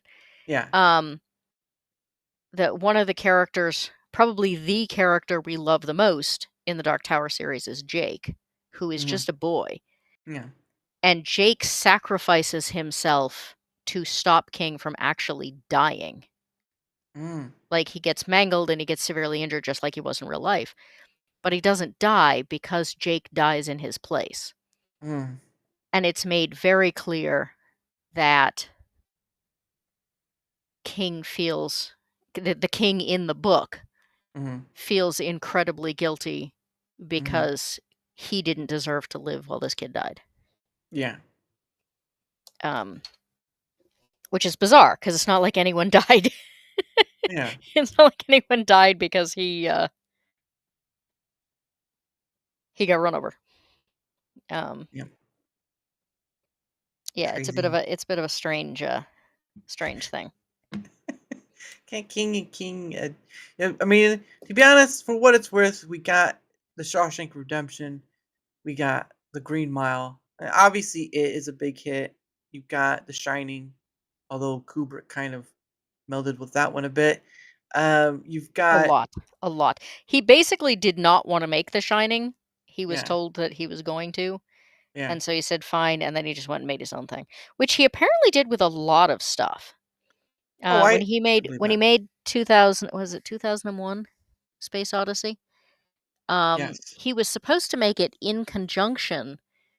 The movie was supposed to get made with the book so that they Mm, would basically be kind of a pairing. yeah. And apparently after a while, he just stopped returning phone calls and just did his thing. Wow. Mm-mm. Nope. Uh, Um, I yeah, might be one of because the few people in the world that is not a huge Kubrick fan. I mean, I admire what he did with what he did, but yeah. um, apparently, I have heard interviews that suggest that it's not that he, did the same shot, 197 times because he was trying to get exactly the right shot. Hmm. They said he actually simply lacked the communication skills to tell people what he wanted, and Yeah. so he just made them reshoot it until he was like, "Okay, that's the one." Yeah. Um, which is not as much about him being an amazing obsessive director as it is him like being a terrible communicator. No, I mean, even even for The Shining, like that's there it is a miniseries out there, a TV miniseries of The Shining. They did it. It was like ABC. It was like late '90s or whatever. Yeah, Just like it's not great. yeah. But the point of the matter was is that Stephen King did not like what Kubrick did because he changed a bunch of stuff. The dad was supposed to die doing the boiler. Like the TV series is more to the book than Yep. what Kubrick did, Yep. even though it wasn't that great. But it's still, it's Stephen King trying to write a screenplay for a TV, not a movie. That's never going to go well. Um, Well, and it had no budget, and the yeah. thing is that certain stories just shouldn't be adapted. I mean, there's certain things that are just not. So I will complain bitterly to the ends of the earth about the Hunger Games, Oh yeah. because the first Hunger Game, um the book is very, very good. Mm, Um I think it, gets um hemmed in too much into the perspective of, well, it's made for teenage girls kind of thing, yeah. because it's really not. It just happens to have a protagonist who is a teenage girl. Yeah. Um but it isn't for it's basically for anyone. I mean, Yeah. it's very well rounded that way. Mm, Um but the movie wanted so the first Hunger Game movie mm-hmm. came out the same year as the last Twilight movie. Mm-hmm. And what they wanted was to grab that Twilight audience. Yeah. And so they really changed the story. It's much less introspective. It becomes this whole love triangle. There is no love triangle in the book. Interesting. Both boys like her Mm, in the book, but it's made very clear she doesn't like either of them romantically. mm, Um, she feels guilt towards PETA. She feels, well, not guilt. Eventually, she feels guilt, but she feels like she owes him mm-hmm. because he once saved her life. Yeah. Um, so she feels like she owes him, and she feels guilty knowing that in order to survive the game, she'll have to kill him. Mm, Um, and she's not really sure what she feels towards her hunting partner. right. She literally has never thought about him as anything other than her hunting partner Mm, until he makes a comment, like, literally the day she gets picked to go into the games. mm-hmm. Um, and there's this whole, like, back and forth in her head trying to survive, trying to figure out, like, how to react towards them. She initially thinks that PETA has the whole relationship going as a way to play to the cameras, and she Mm, goes along with it as a way to play to the cameras. And ah, by the time she realizes that he's serious, they're on camera. mm-hmm. She can't change things without killing them both. Mm-hmm. She can't talk to him because they never have a moment of privacy. Yeah. And so they literally are out of the games before he finds out that she's not serious. Mm-hmm. And then she feels guilty because he feels you know, led Yeah. along. Yeah. None of that, none of that, like, subtlety is in the movies. Mm-hmm. It's told from an external perspective. It's completely a love triangle. Mm-hmm. Um, and if you look at the casting, they all even somewhat look like the cast of Twilight. Yeah. Yeah. Um, they didn't want to make an adaptation. They wanted to make a cash grab that would go off the same teenage Yeah. It audience worked. that they'd been. It did. It Yeah. actually, I think it actually made more money Yeah. than Twilight. So, Um, and that, but it yeah, but it destroyed the book. yeah. I've watched at least a little bit here and there, but I've never watched or wanted to read the books. And that's another thing is you make a lot of, I'm pretty sure the author made some money off that he had to with the licensing for, but you You either make a lot of money off the story to some degree, or you make the story as is with within reason of like how movie stuff works. Well, but the And thing is that Hunger Games was made into a movie because it was already insanely popular. book wise, you mean? Yeah. Okay. So, I mean, the introspection would have been incredibly hard. That was kind of my original point was that movie never should have been, or that movie never should have been made. Right.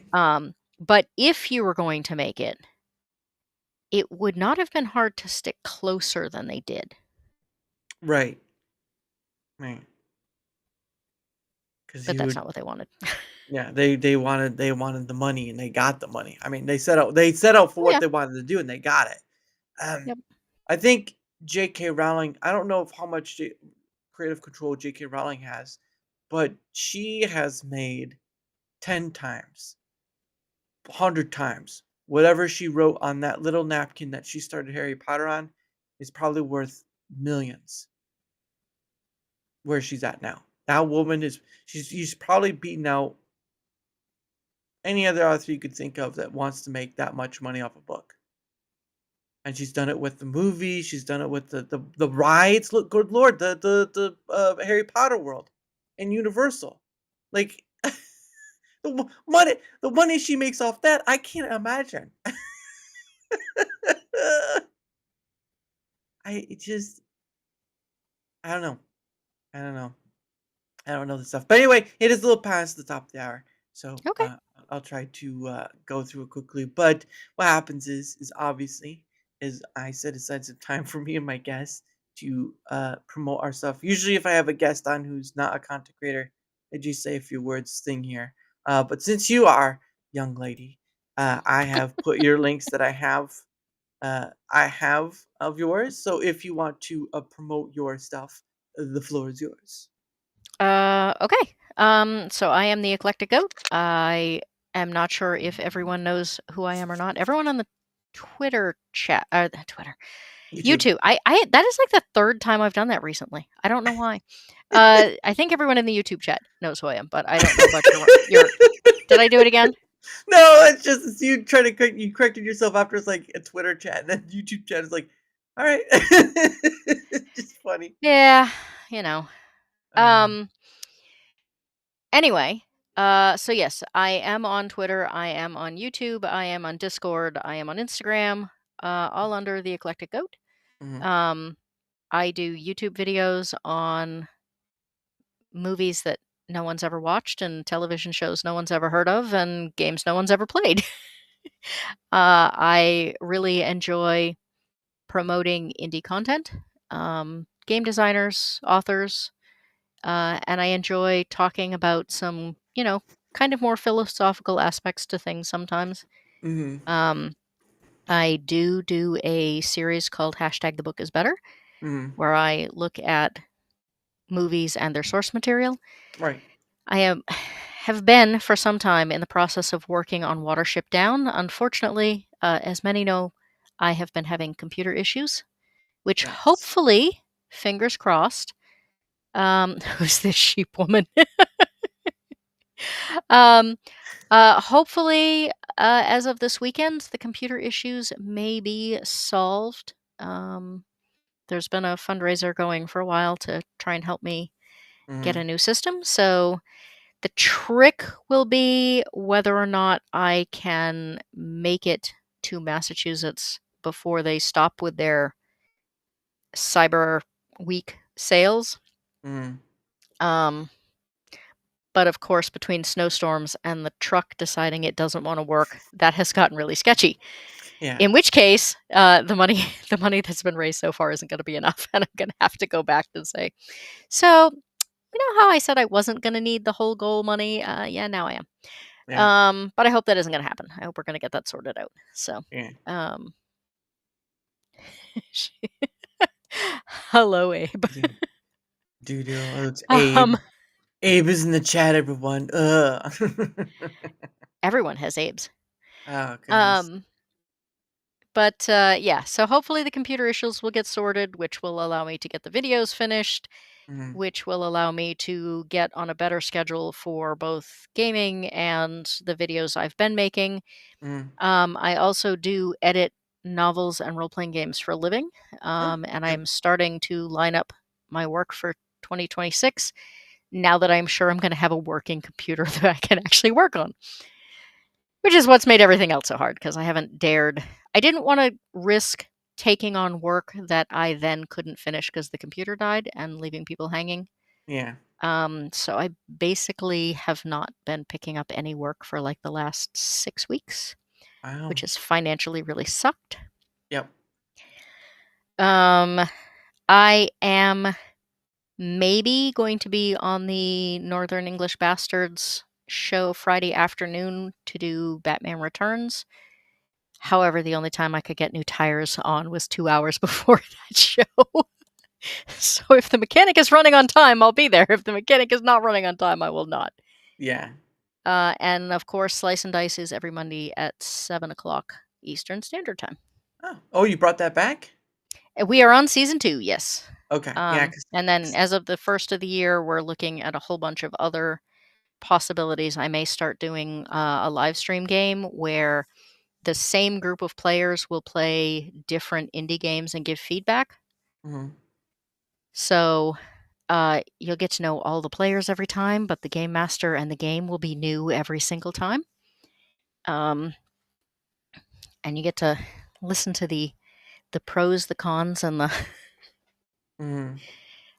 and I will start doing some game streams. I promised, pardon me, I had promised everyone that if we got this computer fund up and running, that I would do the entire Diablo series.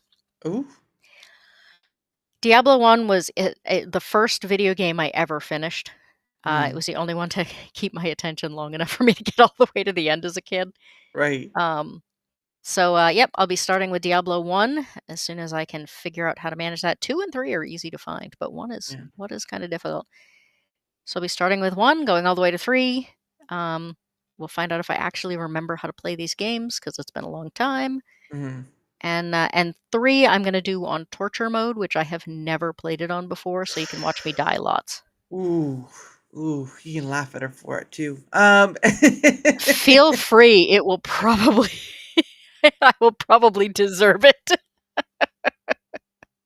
No, that's gonna be interesting. But yeah, I was gonna ask how full everything's gotten for your uh editing stuff, because I know that's you had posted like a while back the prices and stuff that you were doing for it. So Well, like I said, for a while I was quite busy. Mhm. But I'm still working on one project now that'll be done. Yes, so much Diablo. Mhm. Um, that'll be done by the end of the year. But I didn't pick anything. Usually I keep 2 or 3 projects going at a time. Right. And I just stopped picking up things as jobs got finished because I was just, it's the editing isn't just about me. It's also about making sure that my clients have successful products and successful releases and things get done in a timely manner. And I didn't feel like it was fair to people to be taking on work Yeah. that I wasn't sure I was going to be able to do. I wasn't sure I was going to be able to meet those goals. Right. Um the other thing is that for the people that I do work for, I also offer to take their games to conventions and run Mhm. them. Right.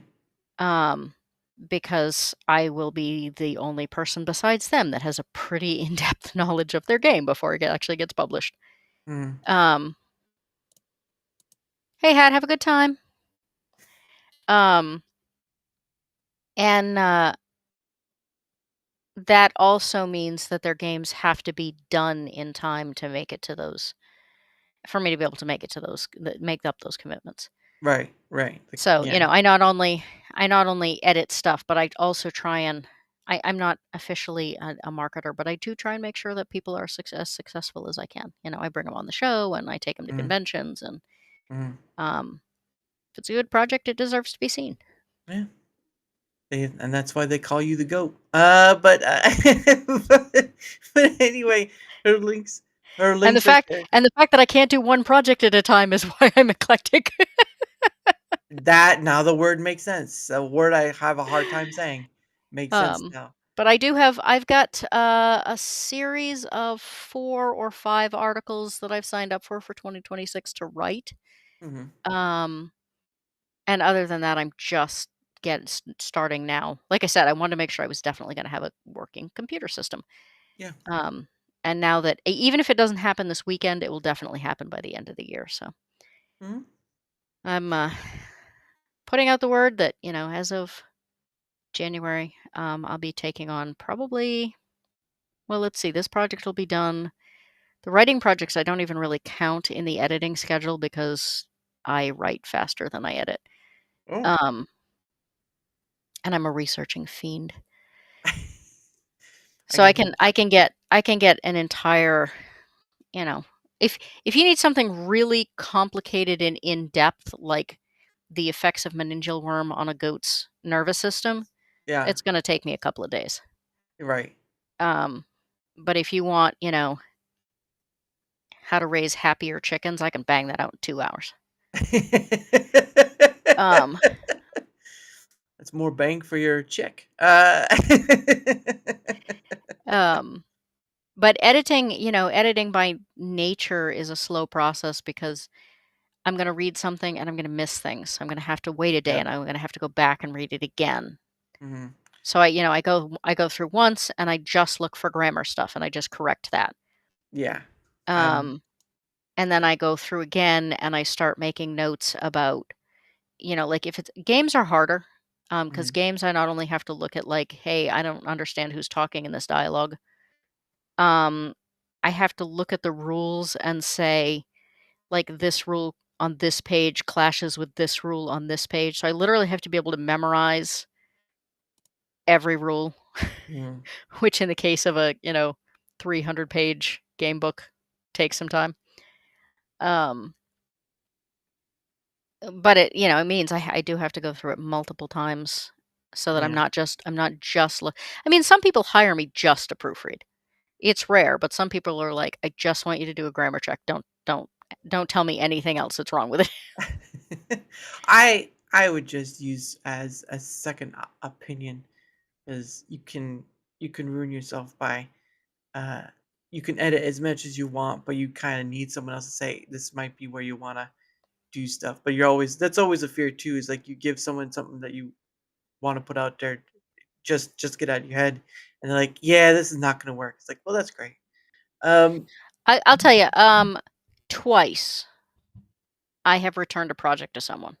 mm, Um, Once it was a game, and I said, "This game is really good, but the way you and I don't want to change your voice and I don't want to change your game, but the mm, way you talk about your game needs to be different." yeah, Um, because people aren't gonna understand how good it is if you don't change your speech. yeah, And that it took a little while of us going back and forth for me to explain to them that, "No, I don't think your game is bad. mm, I just think and I don't think you should simplify your game. I think you mm, need to simplify how you talk about your game." So theirs was sent back just as a, like, rewrite some stuff and then send it back to me. Only once have I ever had someone submit something to me, and it was someone who was trying their hand at writing erotica, oh, oh, and they had very obviously never actually done the deed themselves oh. because they didn't even know what women look like naked. Like, I'm there just were things that could not possibly be in certain positions in these descriptions. I'm just surprised someone sent you erotica to proofread. And I sent it back to them and I sent their money back and said, "Can't do it. This Yeah, there is nothing I can do to save this manuscript." there's not enough money in this that you're giving me to be able to do this. I'm sorry. It just it was not gonna be fair to them. Yeah, It was not salvageable. yeah. Um, but it is and I felt bad about doing it. I went over it several times Like, I actually had some serious time into this before I was just like, no, just here's your stuff back. Yeah. Because I was trying to find a way to help them salvage it, and Yeah. no, when they say write what you know, there are certain topics that you definitely should have experienced what it is you're trying to write about. Yeah. Yeah. Don't tell Abe. No one needs to So tell Abe. I do actually have a funny story about that. Uh, So I used to have a coworker. She had mhm. 5 children. Wow. Her oldest daughter was 14 or 15, I think. Right. I had long story short, library had a book sale. Book Mhm. sale had a bunch of books left over. They gave me the books if I was willing to just move all of them. Right. So I then had to sort through which books I actually wanted to keep, which ones I was just going to throw up on Craigslist, and which ones just deserve to go in the trash. Right. Um, Eraser, it was worse than that. It was Oh. seriously, it was worse than that. Um, but so I ran across this book. It was a sex ed book, Oh. and it was about like all of the female parts and what they did and what they look like, and it was very anatomically correct. Right. So I handed it to her and I laughed and I said, "Do you want to give this to your daughter and embarrass the heck out of her?" Yeah. And she flipped it open. I shit you not. She flipped it open and she looked at it and said, "Oh my God, is that what I look like down there?" I was like, "You have 5 children?" how'd you do that? I don't. Yeah. I hear you on She that. was a bit of, despite having 5 children and I don't know, 3 husbands or something like that. I don't know. I lost count. Um, she was amazingly naive about a lot of things. That's wow. Oh my god. Oh Lord. I don't. Some people, man, don't know how. Don't know how. She she would not eat meat if it was on a bone. Mhm. She made her husband cut her meat up for her so that it didn't look quite so much like it used to be alive. Um, Yeah. she God, I can't remember. There were just so many things she'd make these comments and we'd just be like, "What? I think. What I what?" think. I think the farthest you can go with is that she's probably a special person in some regard. Because The funny thing is that she was really smart in certain areas and then in certain other areas. Basically anything having to do with basic life skills, yeah. she was totally clueless, which Wow. considering, we live in Maine was really strange. Wow. If power went out for more than an hour, she would take her kids to a hotel Mhm. because she couldn't stand to like not have entertainment and hot tubs and Yeah. Yeah. That's gonna be someone who's gonna be in real trouble. Unfortunately. yeah, and then she was really shocked when we were joking that no, during the zombie apocalypse, she was not allowed into our compound. She's like, "Why not? Like, I have lots of skills. I can sew." And we said, "Can you do it on a machine without electricity?" And she's like, "No, why would I do that?" That's when you know she'll be the first. Uh, And then and then she said, "I was in the military. I can shoot a gun." And one of the other coworkers said, "Can you shoot a person?" Well, no, why would I do that? "'Cause it's a oh, zombie apocalypse." oh "Can you no, butcher an animal?" "No."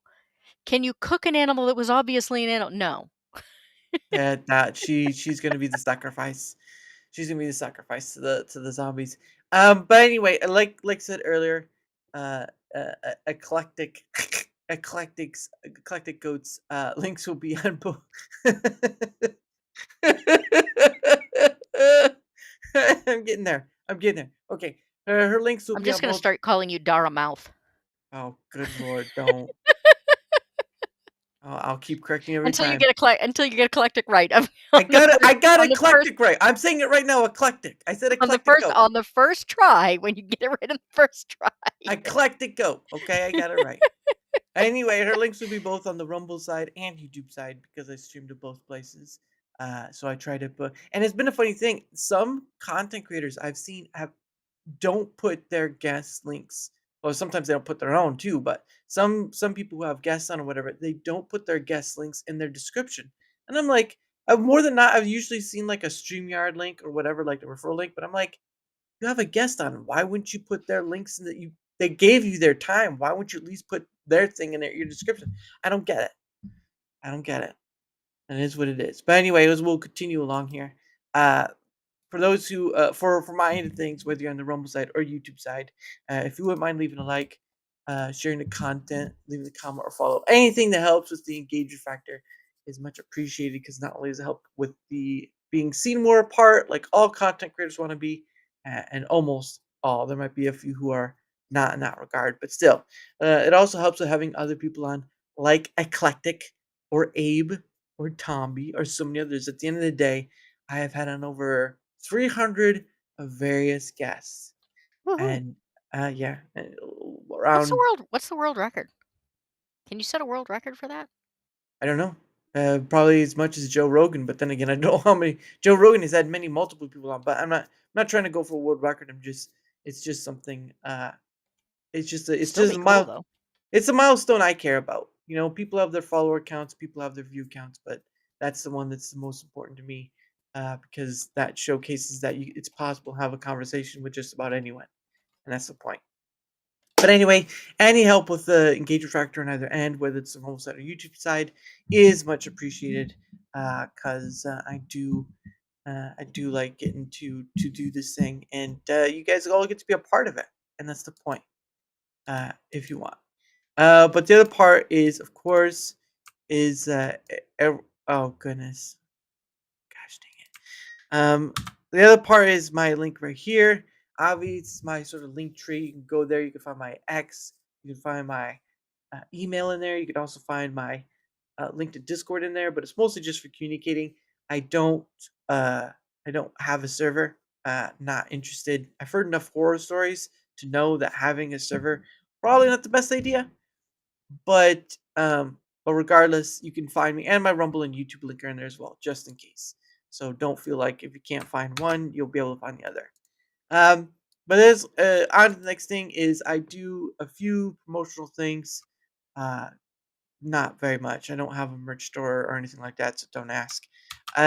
But I am part of Proton's partner program. I have been since May of this year, I think it is May or June, and it's I just promote. I use their products. I use Proton. If you don't know, Proton is Proton Mail, Proton VPN, Proton, all that. You can go to that link and you'll be able to see what they offer. But this is promoting their Proton Limited plan, which has a whole suite of things: Proton Drive, Proton Pass, Proton VPN, Proton Mail. Um, I have that. I pay like maybe $48 a year, not a month, a year. Because some people, when you say annual, they're not sure what annual means, so I have to say yearly, right? You have to say year. Some people, you just have to explain it. But anyway, but yeah, so I can, like I said, I can make money off it, but it's not about the money. It's about promoting a benefit because I know a lot of people out there about privacy and whatnot, and nothing is 100%, ladies and gentlemen. It doesn't matter what platform or what company says it.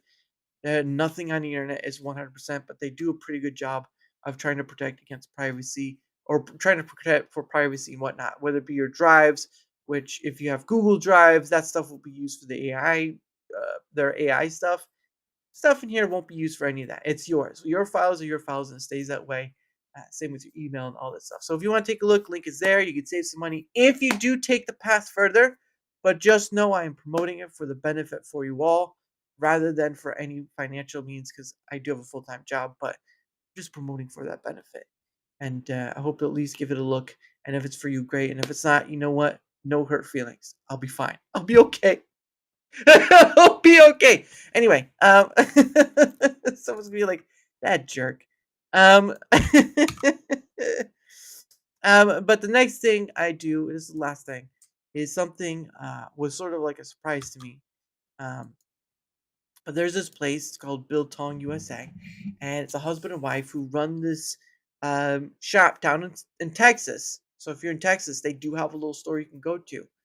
But they run a place called Biltong USA. Um, they um,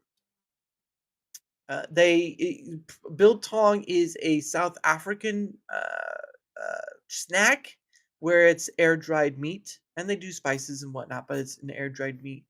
And they came in my chat one day, didn't really know who they were, and they said, "Hey, send us your, address here, and we'll send you something to try." I'm like, I don't know.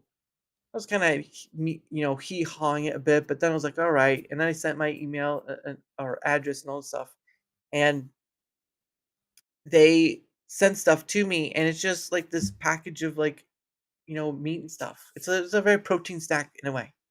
And yeah, and they also let me do this thing with like a code. Like if you do buy something from a store, you can use the code to get 10% off the wholesale, right? When you go to the cart and you buy the items, it's the whole of it in that cart. But regardless of that, I just do it because they showed me a kindness, and I don't know what if I get anything out of it. But again, it's made in America. It's done by this husband and wife, and I think those kind of was a small time business or whatever, kind of, especially America's small business can use that support. So you can go to that website, if you can check it out, you can see all this stuff. Well, it's not beef jerky. I won't say beef jerky. It's different from that. The beef jerky we know is a bit different. But yeah, you can go check it out. And if you want to, that's great. If not, that's fine. I'm just doing this because they showed me a kindness, and I just want to return the favor. So there is all that. Bill Tong They have slaps a too. biltong bouquet for Christmas. Oh yeah, oh yeah. They have a whole assortment of stuff. They have spicy biltong. They have treats and snacks from the UK. They even have a few snacks from South Africa. I've had a few people on from South Africa, and they just love it. It is so I've had it myself. It's an addictive snack, depending on. Um, but yeah, I don't know if I get anything out of it, but I really don't do it for that. I do it because they just showed me a kindness I didn't expect. And yeah, it's made in America. Why wouldn't you want to support Made in America? That's all I'm gonna say. Made in America, all right? And They I have see. cookies. I wonder if I can eat them. Yeah. There was one shortbread. I think no butter. There's like shortbread ones, and then there's like butter cookie ones. I think. Then they have like these digestive. I'm looking at the lemon. I'm a sucker for anything lemon flavored, so they have a lemon cream one. There you go. It Yeah. doesn't have ingredients though. There should be a line there where it says like info, right? You could see like before you roll to the bottom, you should see like the line of like nutritional info and facts and all this other stuff up there. Uh, I've seen it before, some of them, so I don't know if it's for all of them, but I do know there's something there.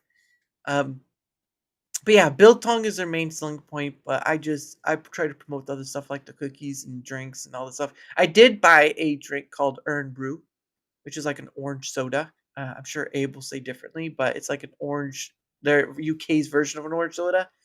I thought it was beer at first, and thank goodness it wasn't, because like I think I made a mistake. Earn Brew. Abe, they have ginger nuts. Jokes, go. There you go, ginger nuts. That's right, right there, ginger nuts. And They're out of stock though. uh, and he's yeah, whatever, Abe. You go fish yourself in the water, all right. But yeah, they're really nice people. I actually got to speak to the wife. Her name is Nicole, and she was just trying to confirm like a delivery or something, like trying to address for delivery. And she sounds very nice. I think her husband may be the one from South Africa though, because he's the one doing the cooking. So I'm not too sure, but we'll find out in a few weeks. Uh, Tongue of Bill. I hear he's delicious from good friend. Yeah. Okay, Abe. I really. Look, No. Dara Mouth has gone on already. He said, Abe's not gonna get you because he can't run fast enough. Yeah, I said it. I said it. Be stuck with your legs so weak and limp. You have to crawl. You have to crawl after the person. That's right. Get you on your scooter and start driving. A monster. Now, see, the Goya Maria cookies do have ingredients, but those lemon ones do not. Mm. Yeah, I did. You can buy dried fruit from them, which I did. I bought goji berries.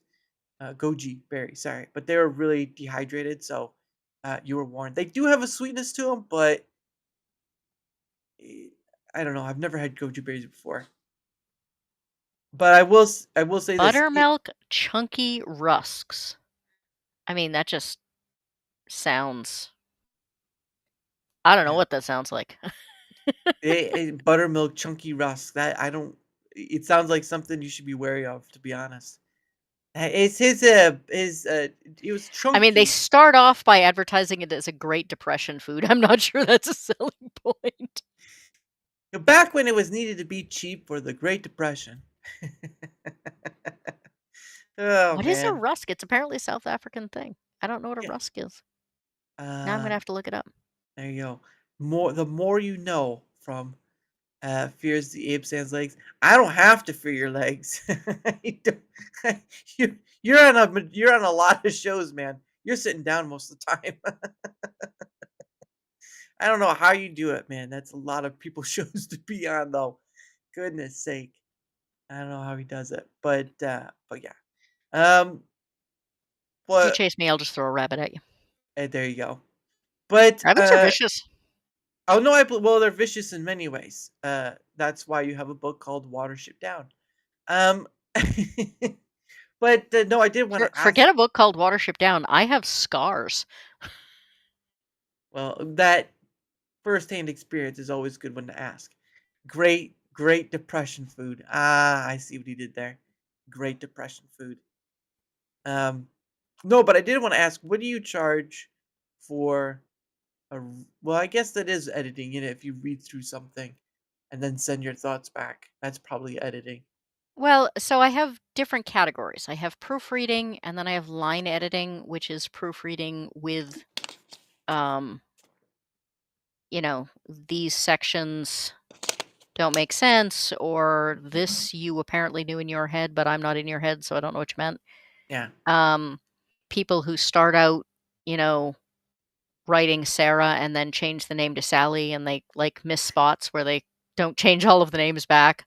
Yeah. Um, so line editing is basically looking for inconsistencies and just kind of how smoothly it reads.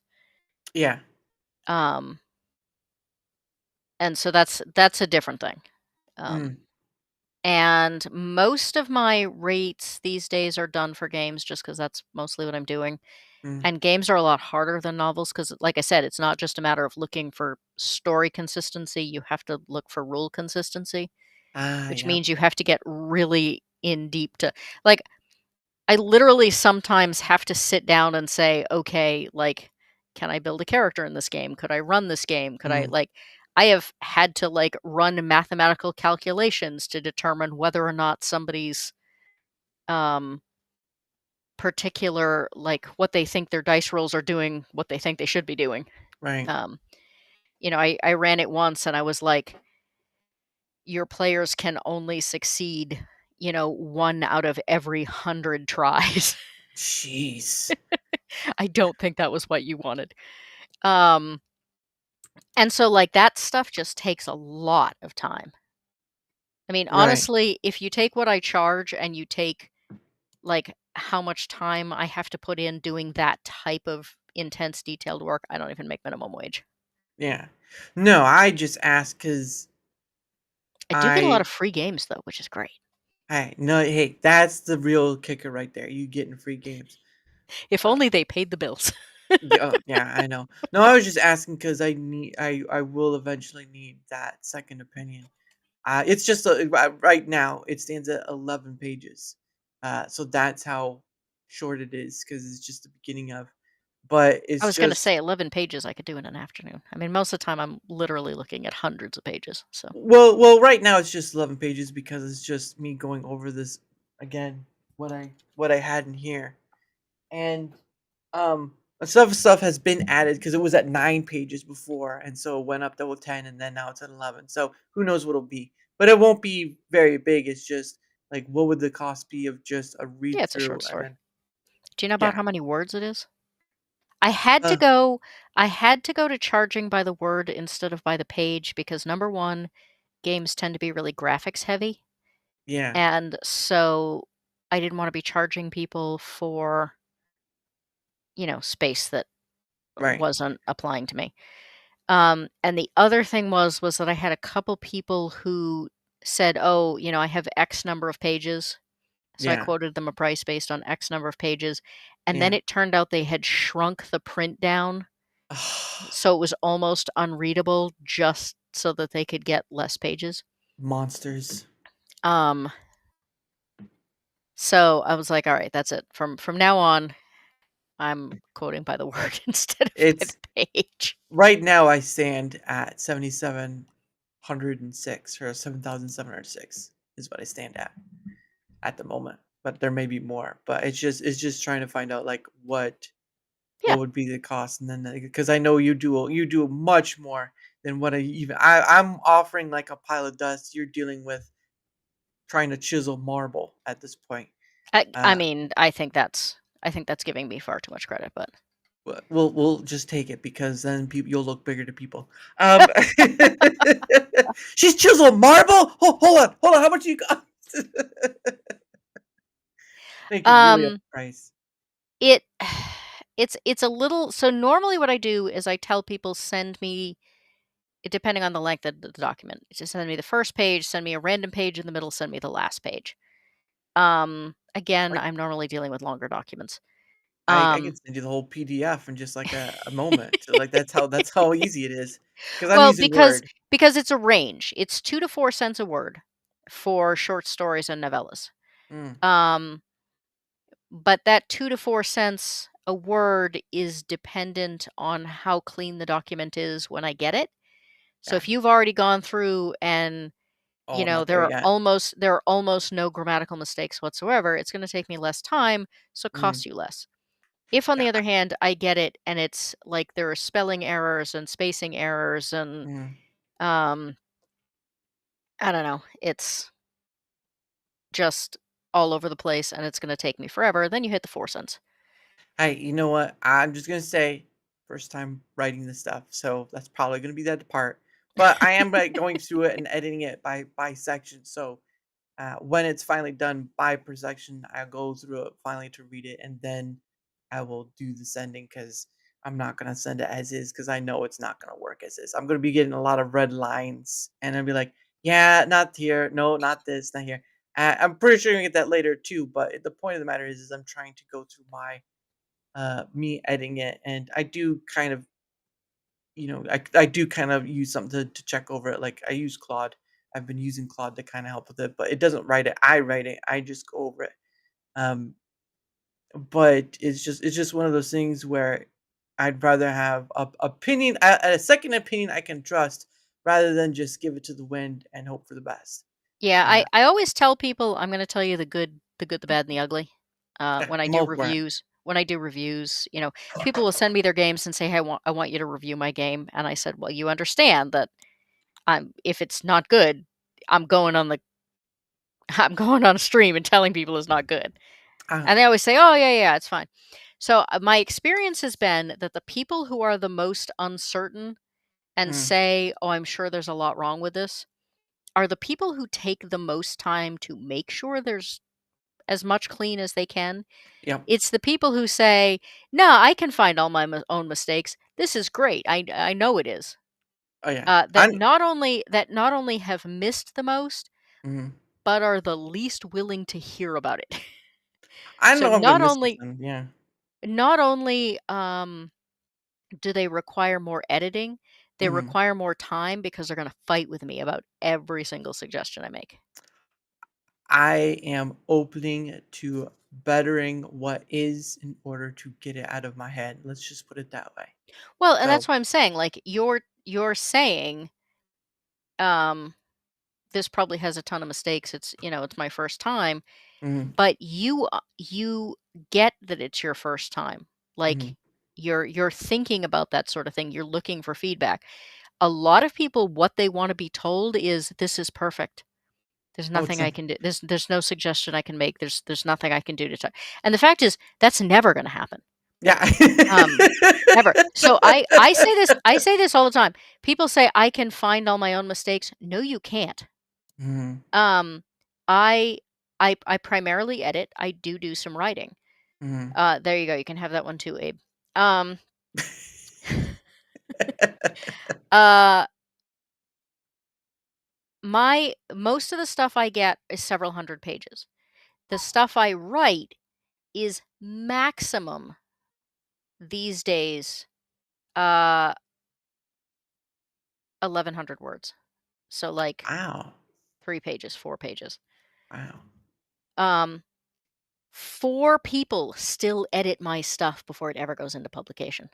Wow. And that's for a 4-page document. And these people think that they can do hundreds of pages and catch all their own mistakes. Yeah. Yep.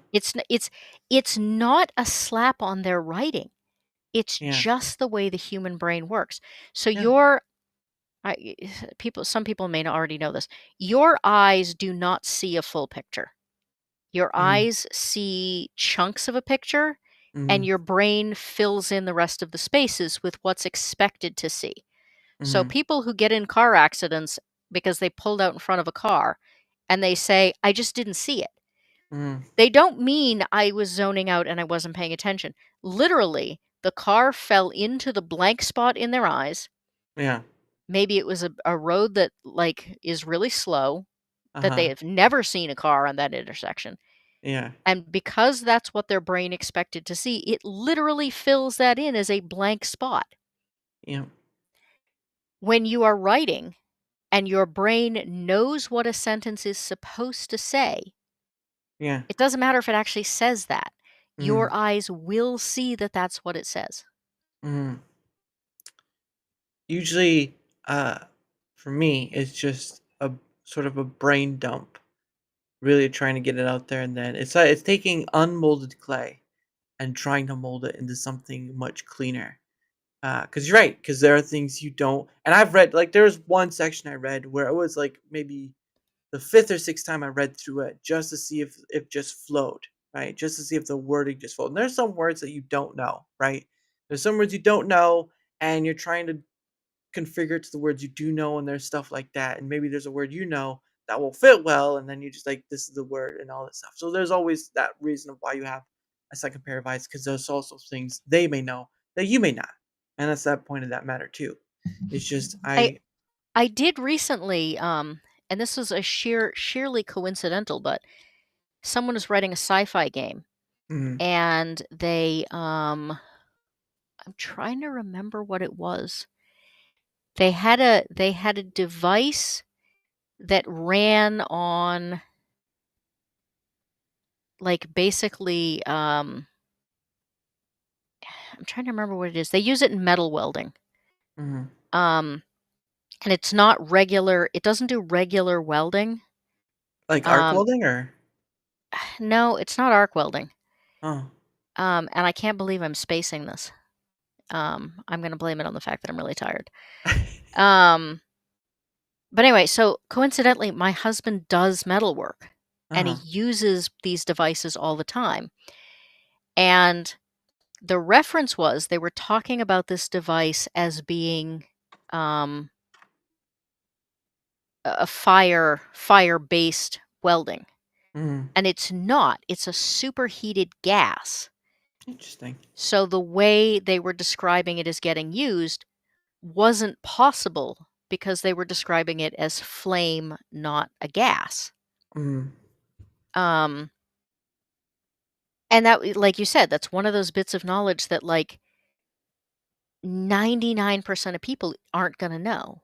But yeah. by sheer coincidence, it's what my husband does for a living.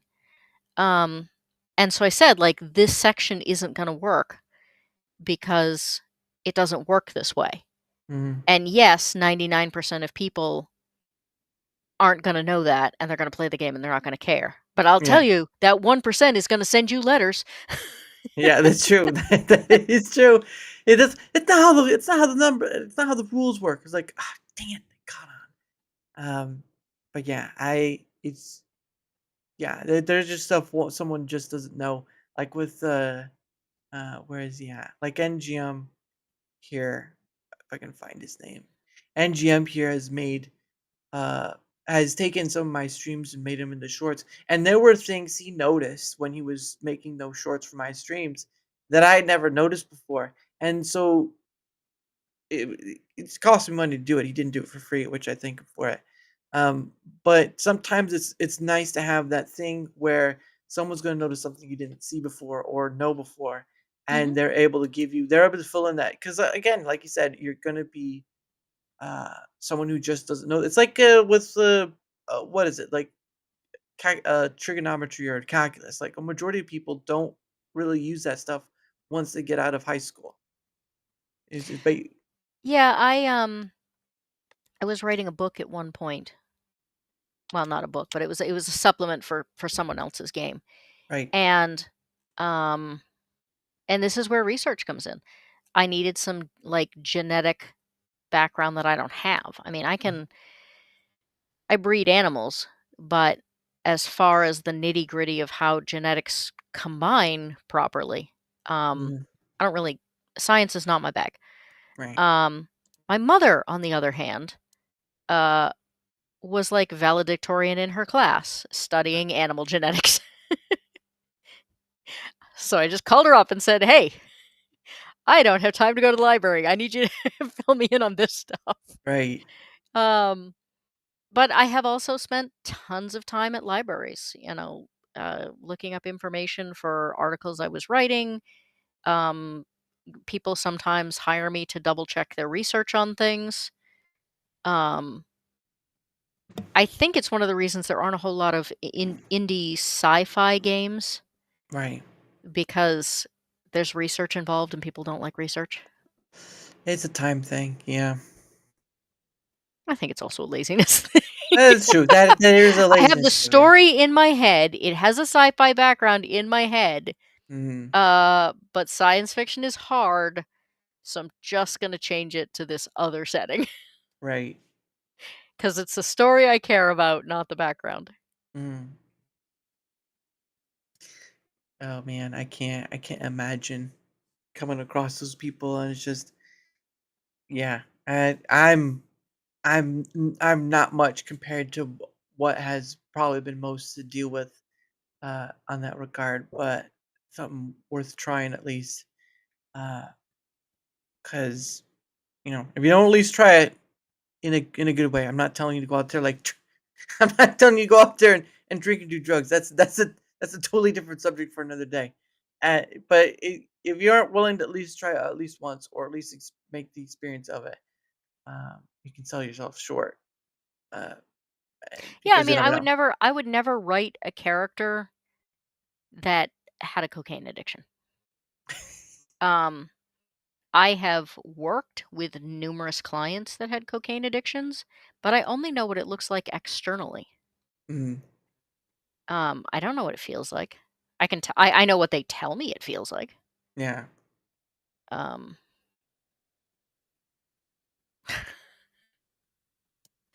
I think Abe is making accusations there. he is making accusations. I invited him on quite a while ago, so I don't know what his problem is. I've invited him on. He's been on the show 3 or 4 times now, and he wants to act like this. Yeah, you know what? You know what? It's hard to invite someone when he just doesn't have enough free time. Yeah, yeah, you heard me. I think your sausage company's getting an order. Yeah. So it turns out I can't eat any of the sweet things, because they're all cooked in vegetable oil. Oh, they are? Um, Oh, I didn't notice it. Sorry. but these beef sausages in lamb casing, Yeah, it is so I don't eat pork. I can't eat soy. I can't eat shellfish. yeah, Uh, it's very difficult for me to find like new and interesting things. So yeah. I'm very It's all excited that there's new yeah, and interesting. They even have tallow. yeah. You can buy Usually if I want tallow, I have to make it myself. Yeah, they sell spices. They again, it's all steak, except the sausages. Obviously, Well, that's yeah, I was gonna say they got a bunch of pork stuff, but yeah, they have points for it. But the beef, the biltong, the beef stuff is what I have. They have some spicy ones, and all that. But again, it's just yeah, they they make it here in America, and when they sent it to me, I'd never had it before. I had it, and I'm like, I'm waiting on an order that's coming tomorrow. That's how much I enjoy this stuff. All right, nice. this is my this is my third time ordering from them. I did make an order to send as a gift to someone else. So that was something. But a friend, but the point of the matter was is that I've ordered from them multiple times because they do make something great. You may not like this certain product, you may not like that certain product, but there are so many stuff that they have and the biltong that they make that I ca- I enjoyed it. I enjoyed it, and why? The fact Yeah, that they use lamb casings is really nice. It's yeah, very strange to me, like, even if you try and get, like, chicken sausage, yeah, they're so frequently in pork casings, and I'm like, if I'm ordering chicken sausage, there's a reason for that, yeah, and it's probably that I don't eat pork, and maybe you yeah. should not use pork casings. And lamb casings are so easy to, like, get and use. It always confuses me that they're not more commonly used. Yeah, Um, they actually have in giant bold letters, "This product contains no pork." there you go. And it says Miracle no right soy there. and no gluten, MSG, or soy, Yeah, which is they interesting because MSG is soy. yeah they try to do it all natural, and they use different spices, obviously either spicy or non-spicy. I'm not a very spicy person, so don't I just know that what they do is great, and I'm going to support it because Yeah, my I've my husband likes to cry while he eats. I don't mind some spice, but I don't wanna be sweating at the end of the meal. oh I thought you meant the other cry. He loves to cry when he eats. Oh, That's he's been he funny. literally will eat stuff so hot that it makes his eyes water. Well, they do make a ghost pepper one, so do with that info as you Well, I will. haven't done his Christmas shopping yet, so Hey, there you go. All I know is that if you want the free shipping, you have to get to the over $60. But if you don't, because I saw the prices for to send it off the free shipping, crazy, crazy. And yeah, I just Oh, here wasn't we gonna go, do that. biltong hot. Yeah, that's where it's at. It should Well, be great. like ghost My ghost husband and pepper. my brother-in-law are now both, both have their Christmas shopping done. Yeah, and like I said, you can use my code DARA for saving like 10%, which again, 10% I of like assume it has 50. to be the 59.95 after the code No, to no, get no. the You free can use the shipping. code. The code is No, no, anytime. no, for the free shipping. The free If I if shipping I is if I order $60 worth and then use the code, it's not $60 anymore. So I assume yes. then I don't get free shipping. No, if you use the code and it takes you below the 60, then no, it's not free shipping. Got That it. that that is how it works. Yeah, I was a bit confused, but yeah, that is how it works. But I mean, to be honest with you, if you get over 60, and usually it's like I think the last one, what was it? I got over 60. It was like 65 and it only took like $2 to $3 off. I was still pretty over for that. So, and they deliver all in the US. I know they don't deliver outside the US, I know, but at the end of the day, they are in Texas. So they do what they can. But it's made in America, so I'm going to support that too. Yep. Um, Same. but anyway, it is getting to that point in time because I do one have to set up for tomorrow's stream, and because it's snowing here, I do have to go outside and wipe off my car. So I need to get off and do that. So because I don't He like has to driving wipe snow. off his car. I just got done spending 2 days shoveling 10 inches. We all have different areas of snow. I know it's not as bad as yours. It looks like it stopped snowing though, but still, it's I do as a kid I enjoyed playing in snow. I will say that, but I do not like driving in the snow or like in the icy roads or whatever. I just don't. Yeah, last night was pretty terrible. I always have that fear of that one patch. All it takes is one patch in the road on a bypass going 70 miles per hour. Oh, I've already been in And worse. even if you catch yourself, if the other guy doesn't.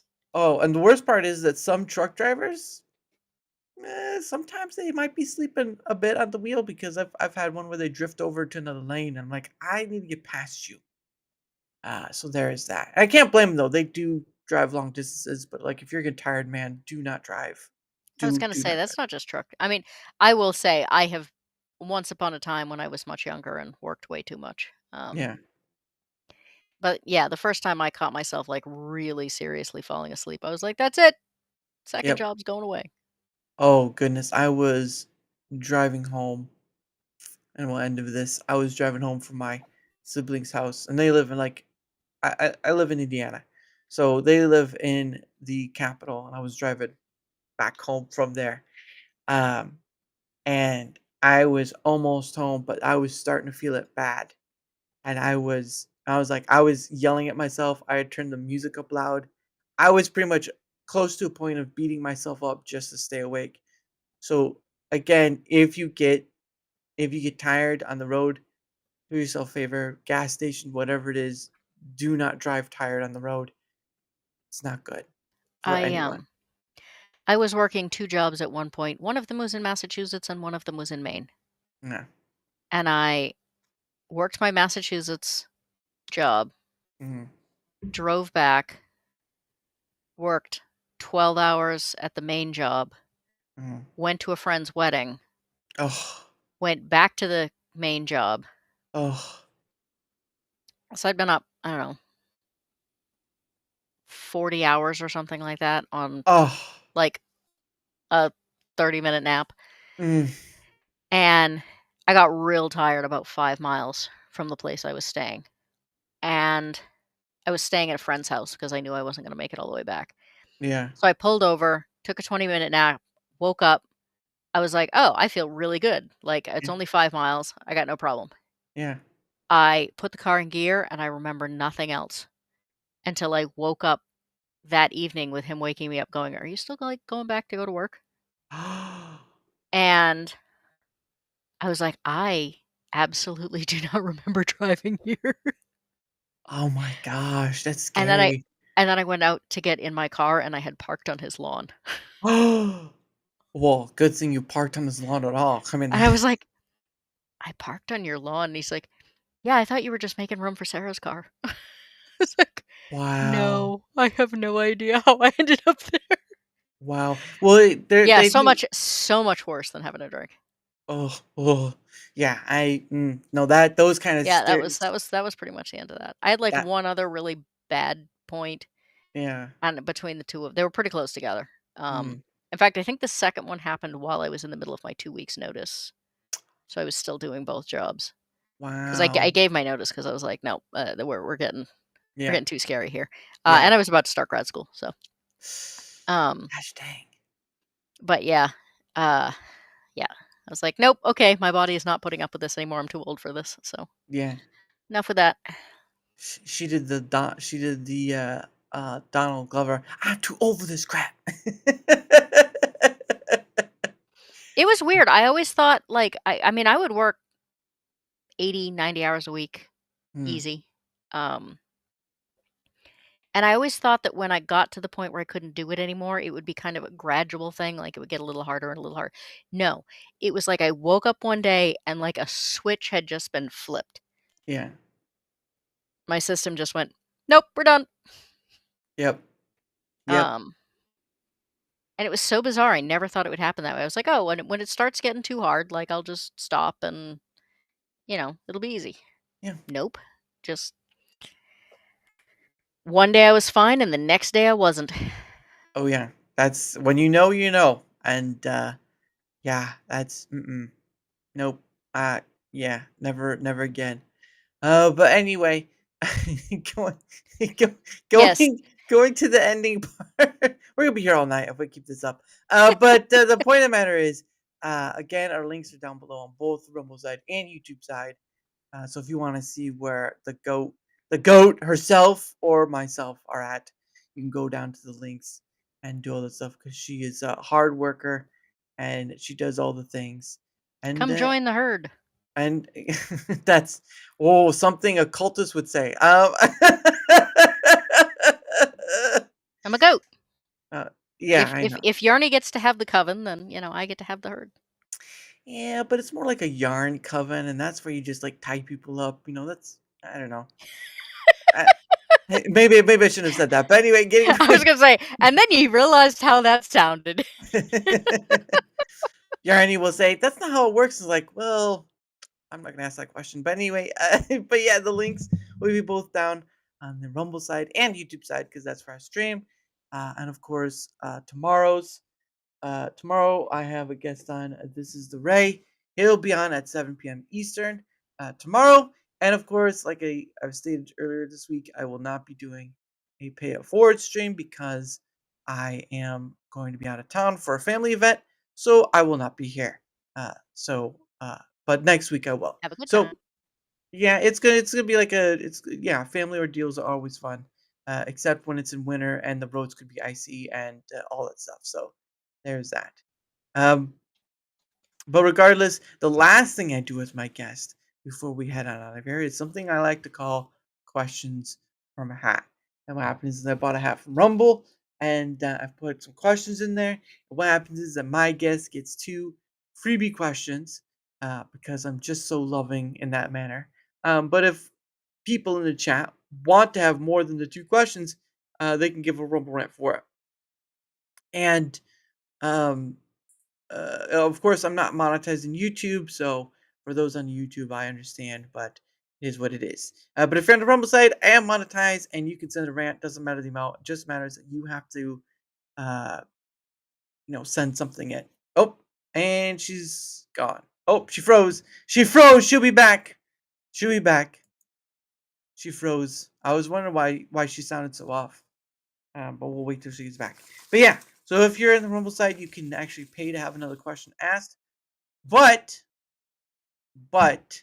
on the YouTube side, you cannot because I'm just not monetized. So, which sucks because it'd be nice if they at least could accept like super chats, but it is what it is. So, whenever she gets back, we'll get started. Yep. I did not either. She froze on her own accord. She'll be back. She has the link to get back in. I told you always. No, they do not. If they did, it would have happened at the very beginning. It didn't happen at the very beginning. I don't hate you. You'll be let back in. Just use the link. Plus, you did say you did have a junky computer. You will have to take my answers via chat. Oh, well, all right then. I guess we'll have to do this. We'll have to do this the old-fashioned way. This is hers right there. All right. And then we'll end the show. Anyway, the first question is coming out of the hat. I am not looking in the hat because I am not like that. All right, here we go. First question to the lovely eclectic goat who got booted because of her computer. First question, EG. What is your favorite curse word? We're gonna wait to see if she responds in chat. She probably can't because certain curse words she can't say. I don't have any bounds of my stuff. I'm not moderated in my chat, but there's automatic stuff that YouTube moderates. So there's that. But what is your favorite curse word, EG? What is your favorite curse word? Rumble says access denied. Yeah.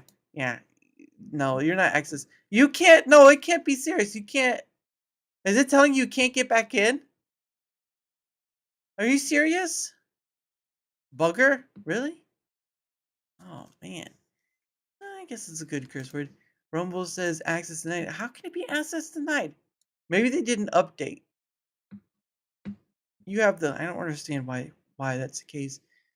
If they are saying that as bull hockey, and I say it like that. All right. She said bugger was her favorite curse word. Okay. Let's go with question number 2.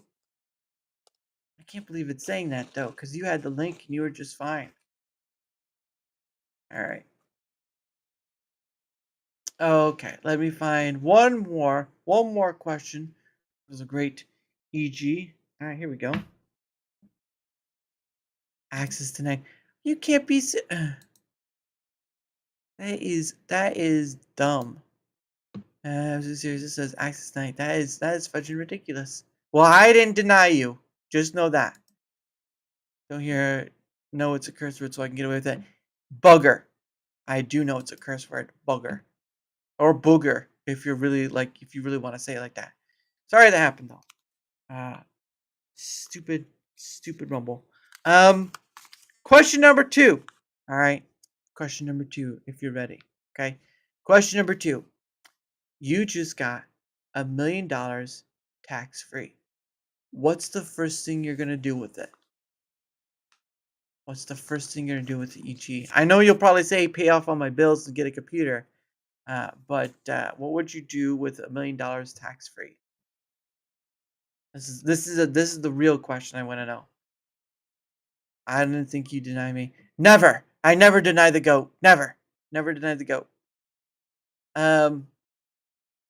But what would you do with $1 million tax free there? EG.